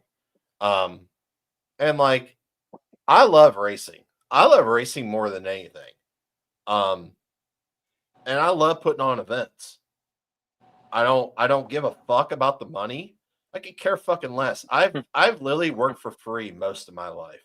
A lot of people don't believe that, but that is the honest to God's motherfucking truth. But it's just it's frustrating trying to make everybody happy in this time period. That, and honestly, it's not worth it. Like, I'm just tired of the negativity. Like, you wake up every day and it's always something. Mm-hmm. Yeah, it doesn't matter what it is. It's never positive. Like, if there is positivity, it's very, very few and far between. And I'm just, I've been doing this for fucking 11 years. And it's just constant bullshit. I mean, it's just, sometimes you just want to quit because you just can't make everybody happy. I want to make everybody happy. That is my ultimate goal out of anything. And if you can't do that, like, then why am I doing it? And that's why I said, I tell people when they constantly say they're like, all this other stuff, because these classes have these rules. Like, look, we are class racing. We have sets of rules. This is class racing. You get in where you fit in at the race you're at. Yeah. So just check that PC one more time. You'll agree. Yeah, I'm just like I said, I'm just tired of negative. Yeah. And like, there's ways of talking shit, and like, everybody's talking shit, and mostly it's a good rise out of people. But then there's talking shit that they want to do more hurt than good. Yeah. Well, like looking at Lance Carnegie's post earlier this evening about the Studebaker, everybody talking this, that, like, that dude straight up said it 100%, and that was like the best post I've seen on Facebook all day. I did see that too. Yep. And I made a post last year, and there was some hate pointed towards it because literally, I understand where you're coming from. I had opened my book, open Facebook, and all I seen was certain people, and I was constantly downing the racing we were doing, and then I'm sitting there thinking, like, holy shit, look at King, and it was literally the week after King of the South. Look at how many different cars from different cultures we had together, and the people and everything, and I'm like, and we're talking about how bad, we've got people talking about how bad this sport is, but then at the same time, I'm like, look at all these people. We're happy, we're having a great time, we're racing for some of the largest amounts of money and shit there is. Like, I straight up said, if someone comes to I'm gonna make a positive post. And even on my positive post, they tried to turn it negative. And I was like, God almighty, people, what is wrong with y'all? Love drag racing. Let's keep this shit rolling. Yeah. A lot of people just will never, ever, ever get on board with progression. And that's just it. Yeah. It's not the good old days anymore. It's not going to be what's the past. If we stayed in the past, then we'll never get any better, guys. So 100%, Larry, 100%. Yeah, and that's how I feel, Rory. Like, it's like, you get mad about it, but like, at the end of the day, it's like, what the fuck's it worth? Take Rory's. Like, if anybody should be mad at the world or down and out, Rory, after what happened to him this weekend. What's that dude, though? He puts a positive spin on it. Yep. I mean, hell, I still have never seen that happen in my life, Rory. I've seen one tire get kicked off. I've never seen both. Like, dude, that was still some of the craziest shit I've seen. And good job keeping it under control and good. Yeah. Did any of the Fox buddies lose front ends this weekend? Like, bumper wise? At Columbus. Lose a bumper? The only one I know that I mean, Jacob hit the wall. Houdini hit the wall with the front bumper. And what's his name? Oh, there was a True Street cart smacked it pretty hard. Oh, I did see Jay's. Yeah. Yeah. I know. Obviously, a lot of people don't. I mean, they may not watch this, but if you need a front end, I have a front end that I'll give you. It's actually in my garage. It was actually for my Fox when I had it last year, and because I was actually going to use it, but it's green right now. It's a Calypso green front end, but it's but is it's it stock solid. front end or Outlaw? It's stock. It's a stock. It's a stock Fox body front end for 89 to 93. But if you need it, holler. I'll let you have it. I know that one took a brutal, like the one True Street car hit it hard. Everybody else was kind of like grazing blows. Which, like I said, I think with whatchamacallit, like on Morks, when it went to the wall, it kind of just folded it in and came back out. I mean, it did some damage to it, but I don't think that's something that a body shop can't fix. Yeah, I don't think it'll be hard to fix that. I think Charles, when he went to the wall, it kind of just nosed in, scraped pretty good into it and came back. But I saw Fox and drag the license plates there. Yeah, that was well, damn, even Jacob got some airtime. I know Ryan McCoy got some airtime. Also, congrats to Ryan McCoy. Proposed to his girlfriend actually on the starting line at Saturday. I seen the video of it last night. Yeah. Dude comes up to me and is like trying to be as quiet about as possible and say what he's doing, and I'm sitting there like, I have no idea what you're saying. I don't. Where are you pointing? And then somebody else got it. Redline Motorsports that was behind me. Oh, you're gonna. I was like, oh yeah, I'll follow you. Yeah, let's go. Nice.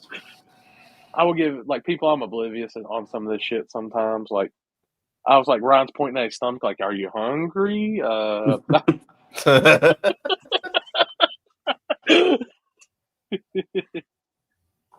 shit! Good for him. Yeah. Ryan's a good dude. Yeah, Ryan's a good dude. Yeah. Dude, he had a hell of a wheel stand. I don't know what the issues they were having with the car where it wasn't leaving the line, but when it did and that sumbitch came up, holy shit. Like I think he had a car that could have been very, very competitive on that surface, especially the first few rounds being as crappy as it was. Yeah, that car definitely works well on not very good surfaces for sure. Well, shit happens, man. Dude, and even with the videos I saw, Frankie Rappa still, that car, they've got that thing right. Yeah.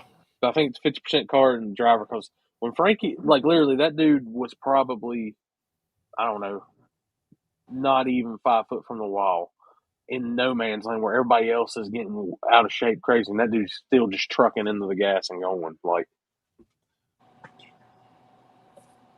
Yep. King Moore let go of the money to fix it. I don't think Moore cares. He'll fix it. It sucked because, dude, that car, that's the first time I've seen Moor's car in person in a while since he actually redid everything and got it all done. Dude, that thing looks great. I saw it at PRI. It looks killer.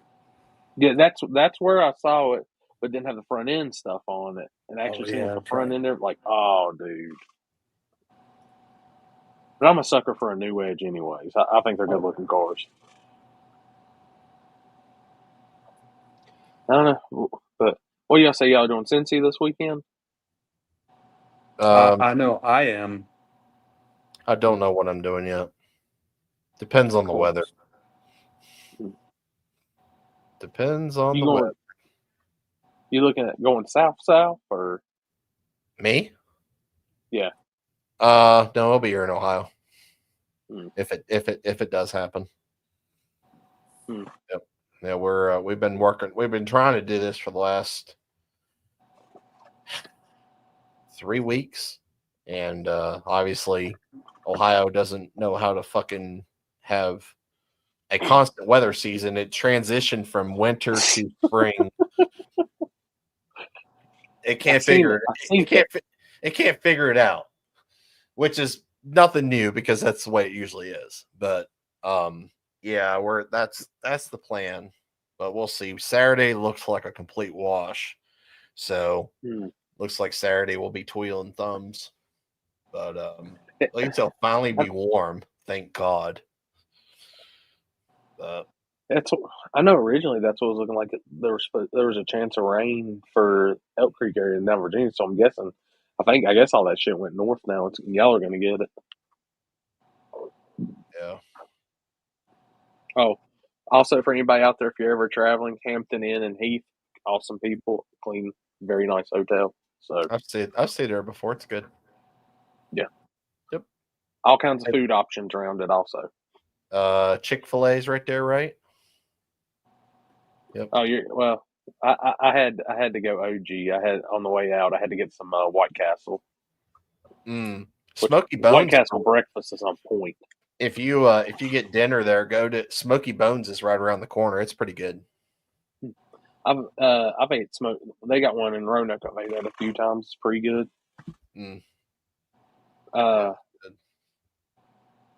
I know Ken and all them ate some mom and pop breakfast joint. They said was good in Buckeye Lake. Huh. Y'all come in now when y'all come for Ronnie Buff Memorial. If you get down there earlier on Thursday or anything like that, you got to come to the little diner place that's right up from the track in the college town in Bowling Springs and get breakfast. Their breakfast is mint. Is it? Yes.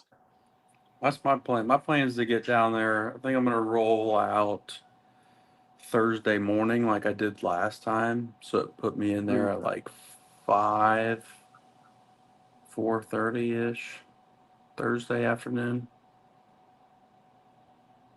Well, you'll be good because we got Test and Tune on Thursday, and then we can still go there Friday because we don't have to be in no big rush to get there Friday. Which did you book down where I'm booked at, or? I think I booked the same hotel I booked at last year. So in Shelby, I think. Rebook that shit. Get out of there. So bad. It's not as good as it used to be. Guess I'll have to rebook. Well, I don't know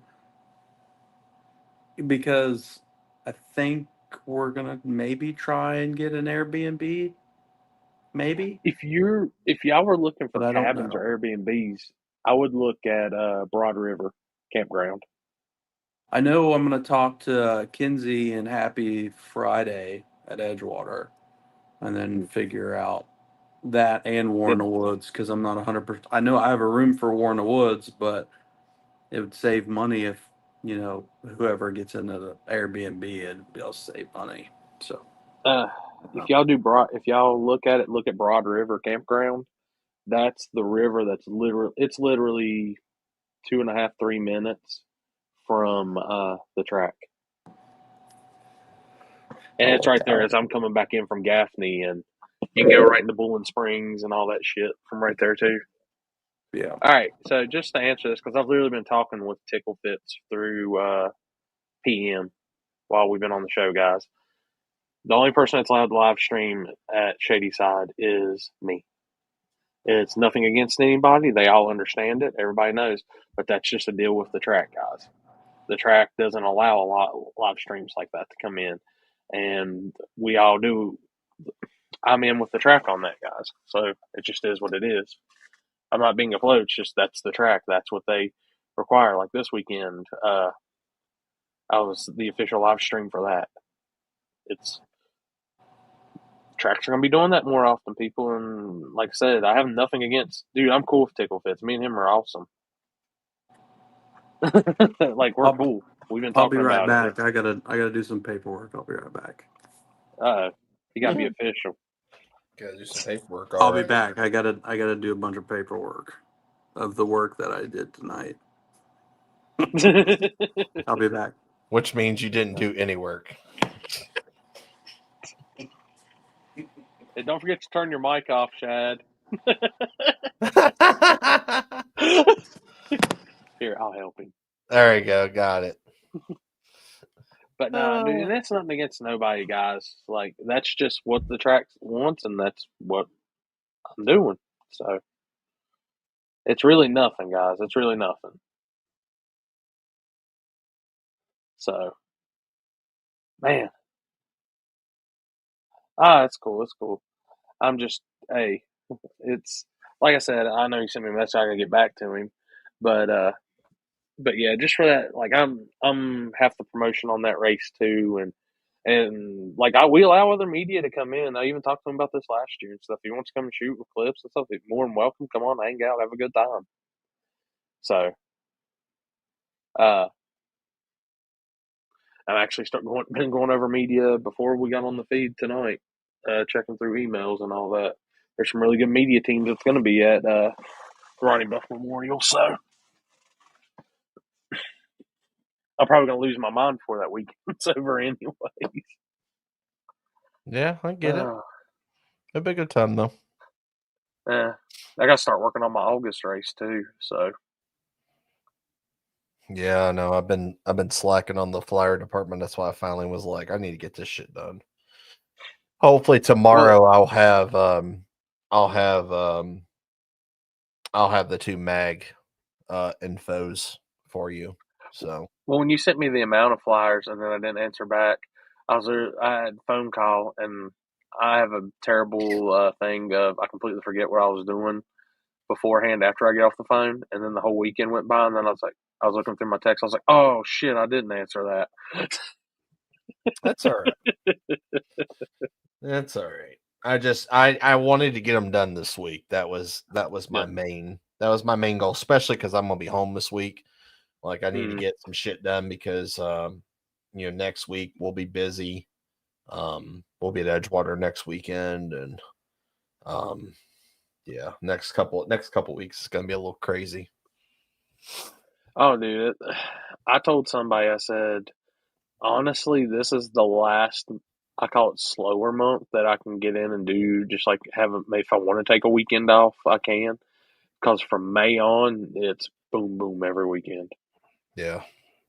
This is when it gets pretty strenuous. And that's why I said I'm probably not going to go live again until Ronnie Buff Memorial, because I want to perfect a couple things on it. But with the new ideas I'm wanting to do with the videos and stuff, I kind of want to put some time into it. Which I've already changed my mind already once. I had gimbal and all that delivered, and I literally sent it back 30 minutes later. So, yeah, I'd love to be live. And I'll tell you, Ed, if the videos still trump the live on stuff for my page, and if I could get the live around the same, I probably would just be live. But at the same time, I would rather. It's a lot less teardown when you're not live. Right. I think it's what like a lot of people don't realize is, man, like my setup isn't just like everything going a monopod or something like that. It's literally 4 to 5 stands of stuff, and then a table, and then the internet and all this. Like, I think I beat my record this weekend on teardown. It only took me on a 4-camera setup to 43 minutes to tear it all down and get it all packed back up. So that's not bad. No, I'm getting it down pretty good, but I also didn't pack, like, the cords and shit kind of got thrown in one, and I just straightened them all out yesterday and got them in their correct area.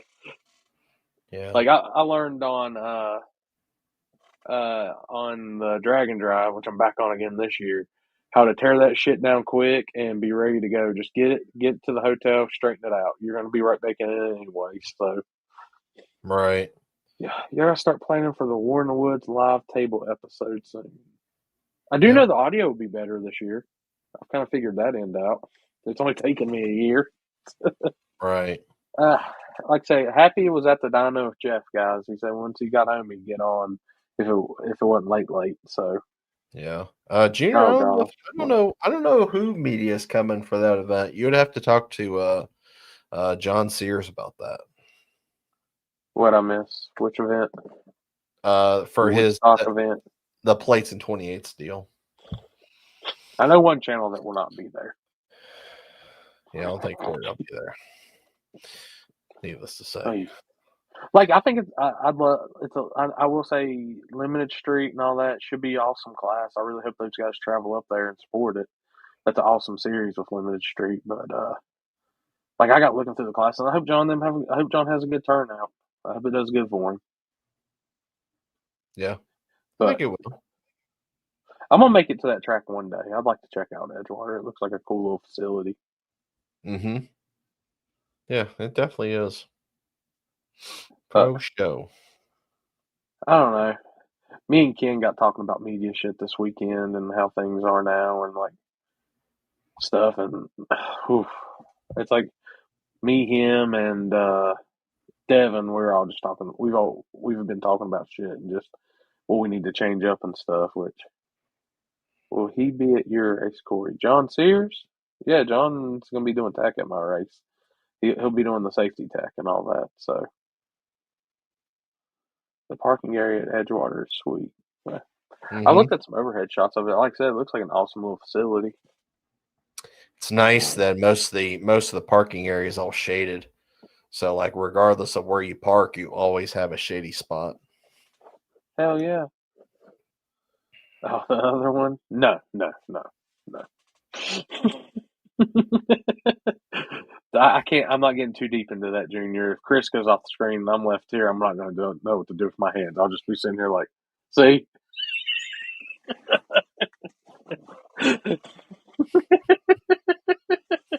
I'll just hit end stream at that point.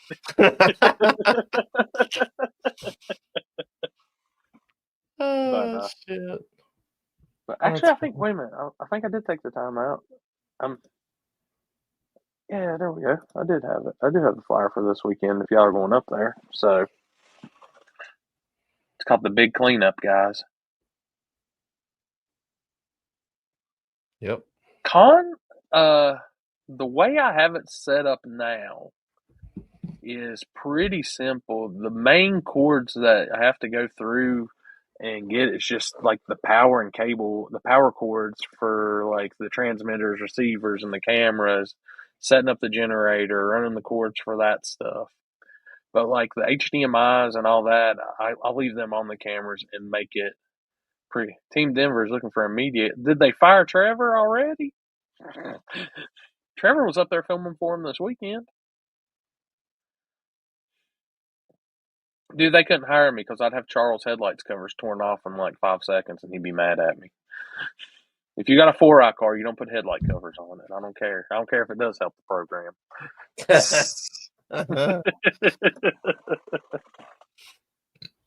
But no, the live's not too bad. Like setting up, it's just I'm very tedious with how I put like how it is and all that. But at the end of the night, if I'm ready just to leave, it gets thrown like everything has its own place and stuff, and it at least makes it there, and then I have to straighten it out.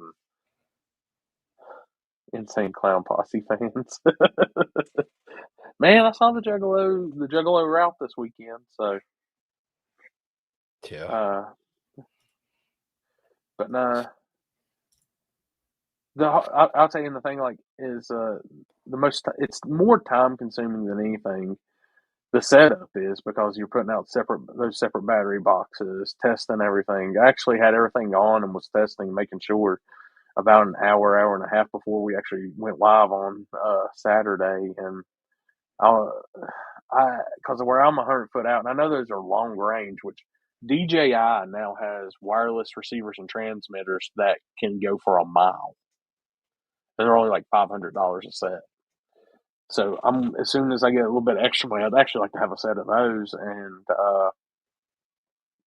been talking with one of my other buddies for like these events, like bringing on a guy to do a little bit of filming and be able to ask questions and stuff. My buddy TJ that helps me at Dig or Die about doing some of that stuff instead of just constantly covering what's going up and down the track. maybe just focus on a class or two and then kind of going out with things. So, but I've also enjoyed the few cinematics I got to do. I enjoyed doing that, so I'm going to kind of get a little more into that too. Oh yeah. What's y'all's thoughts on Yellow Belly and seeing Team Denver at Columbus? Denver will travel. I know there for a while. Yeah, a lot of people said they won't, but if the surface, they feel confident in that surface, and it's their type of surface, they will travel. You're not going to see those guys going like to Yellow Belly or anything because it's a fast surface, and those guys' cars ain't really set up for being that fast. But like on bare concrete and things like that, dude, that's Denver. I mean, Jarrett, I know. I think I actually make an appearance in their video from this weekend, and we were talking because I'll be the first to say when I walked out there and I walked out with Brian Tolley and them, I felt like, dude, I feel this is going to be fast. Was I completely wrong? Yes, I was. And I was sitting there talking with him. And I even was giving him hell about putting me on camera. I don't like being on camera, so. But Jarrett said it too. Like it can be very deceiving. And that surface was, because he said, what feels good right here, once you get out there, he said it felt smooth. And I'm going to tell you right now, I should have took his word for it 100% because Jarrett says it. Those guys have been on enough of those surfaces, they know. Yep. Good night, Me and Junior. Ryan were talking, and like, yeah, have a good one, Junior. Me and Ryan Tolley were online, and I was like, dude, I think it's going to be like butt naked. And then Ryan comes up and completely wrong, and he had the Mickeys on instead of the Hoosiers, and I rode back there on the scooter because we had some downtime where one of the cars had wrecked, and I just told him, I was like, dude, I completely misread this. And he was like, yeah, I did too. He said, I came up here with the wrong setup, but we'll see what happens. Now, I know Ryan and Shelby, I think they're just bringing Ryan's car, but they're coming up to Elk Creek this weekend too. So I look for that car to fly on that surface. I think he's undefeated in competition at Elk Creek. Oh, shit. He won the championship, but only made one race up there last year and won it. So I think that dude's riding in on a hell of a streak. I gotta get my info ready for the weekend. God, I feel sorry for you. If you guys don't like hearing me talk, it's about to be completely different on the Sport Media page. I'll go ahead and apologize right now. I got my DJI mics tuned in 100% on the camera. Like, we're ready to go. Come on, don't film me. I got warrants. That's funny. Houston will probably not be doing much racing because his son's in baseball, and I think he is tied up every weekend until June. Damn. That sucks. Hey, Paperwork Man's back. I'm back. Had to do all the paperwork for all the work that I did today. How much work was that? Not very much. It's an easy night. There you go. There you go. Not all of us can be rich, Chris. No, Chris. I'm aware. I see it on the socials. I see it. It's a damn shame. If they only knew. If they only knew. If they only knew. Oh man. Well, I got you, Chris. I actually did think about eating it twice today, but I only ate it one time. I'm waiting on Whataburger to get done in Hickory because that's going to be my new stop instead of going to Culver's. Whataburger was so good this weekend. Yeah. I was so happy.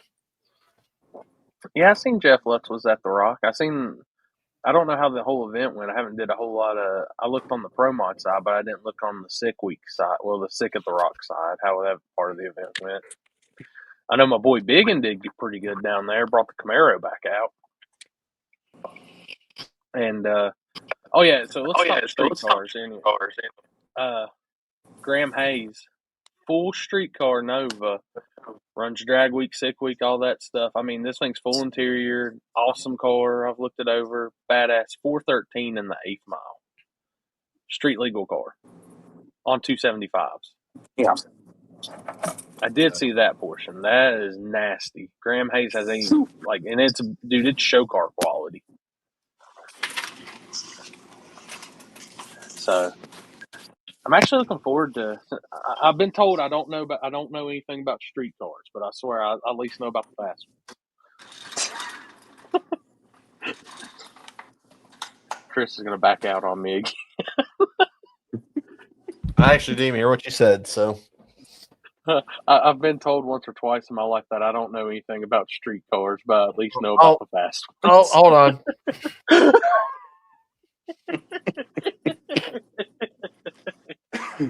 Well, I don't know. I mean, I've been told I don't know shit about fuck either, so don't feel bad. Don't feel bad. Somebody talked Alex into getting Canon photography gear, so he doesn't really know about photo stuff. Then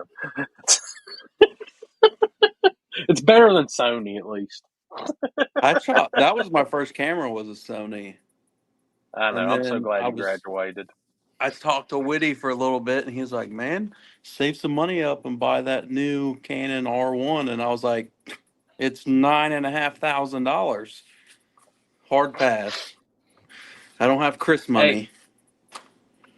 Hey, I am going to tell you, I am breaking out the new camera for photos this week. It's about time. So I got messing with the 30, 60, and 120 frames per second shooting. I'm curious to try it on Pro Mods during the testing on Thursday and see how it does. I'm gonna stick it in 60 frames and see how it.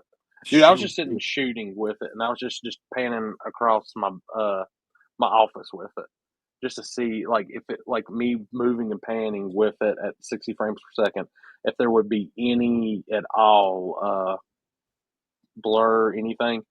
Dude, just spinning real hard and doing it, it all looked perfect. So I usually shoot. I think the highest mine goes is 30. It's just when you shoot 60 plus a second, your card. Oh yeah, your card fills up with a quickness.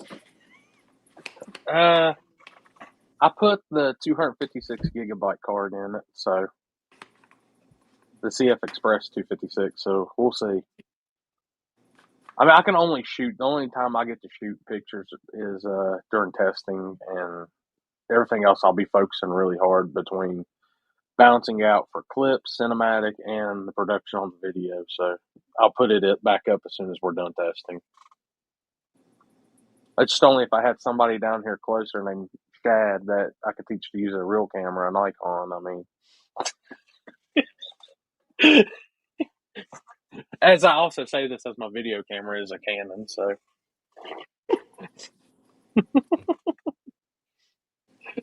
Chris, have you so you 100% trained on that Canon camera now, like zooming and everything?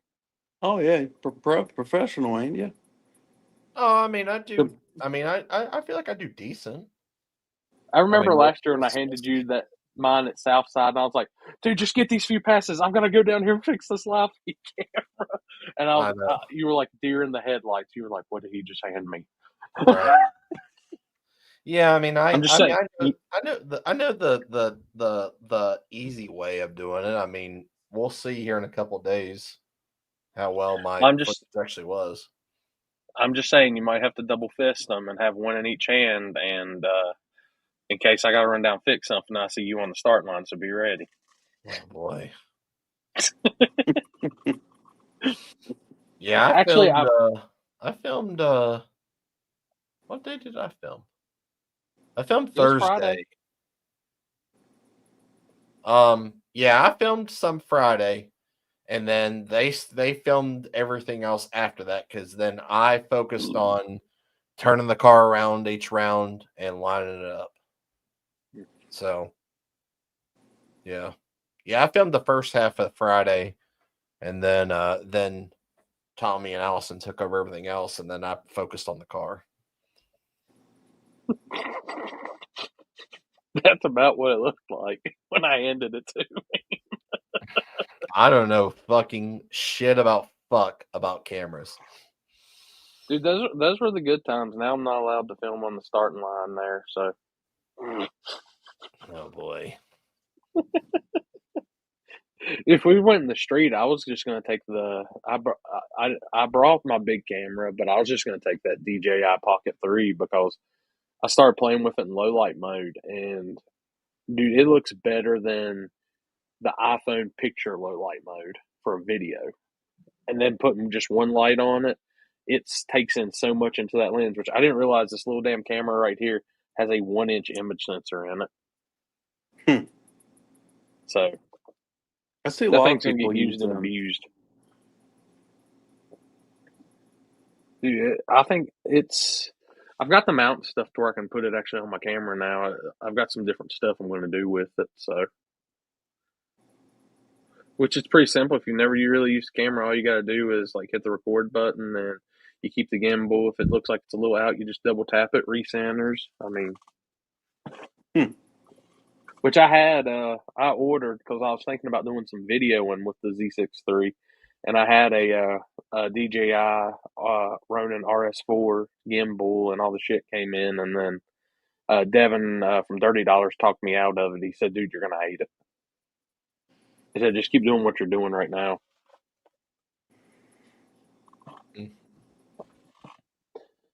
Which I wanted to jump on that. I need to order a couple things anyways before the tariffs go up on all of our media gear. Yeah, that's what I'm saying, people. Y'all want that other angle, man? Get them cash apps and stuff. God almighty. Did you just read the comment I read? Oh, no, I did not. I was reading something on Facebook. Chris done broke something on Facebook. No. What comment are you talking about? Oh, I don't know. I don't know what she was doing. I know she works out a lot more now. And definitely watches what she eats. So she's lost a lot of weight. I think we talked about this last trip to Florida that we were all going to start going to the gym together because obviously I fucking need it because I'm a fat motherfucker if you haven't noticed. But I need to work out. I need to drop about 10 to 15 and I'm good. I need to drop like 50. But I would try Ozempic, but I don't like needles, so that definitely does not help my my situation. Now, I was taking something that Landon had hooked me up with, and I'm waiting for him to get back to me about the new stuff he just got. And as soon as he gets me that, then I'm kicking it into high gear because it's supposed to work. We'll see. Yeah, I gotta go to the doctor tomorrow at 9:30, and then I gotta do my injection tomorrow for my RA. So I'm not looking forward to shoving that needle in my leg. Ugh. Dude, the bad part about it is it's one of those that you hit the button on the top and it just jabs down into your leg, injects the medicine, then pops back up when it's done. So you're like sitting there the whole time, like, I don't want to hit the button. I don't want to hit the button. I don't want to hit the button. Bam! Ah! I am good. I am good on that. Fuck Dude, that. that's even like somebody said, "You don't have tattoos or nothing?" I'm like, dude, I'm not even dealing with that. They're like, "Oh, it's not that bad." I said, "Is it got a needle?" Yeah, I'm not doing it. Shit.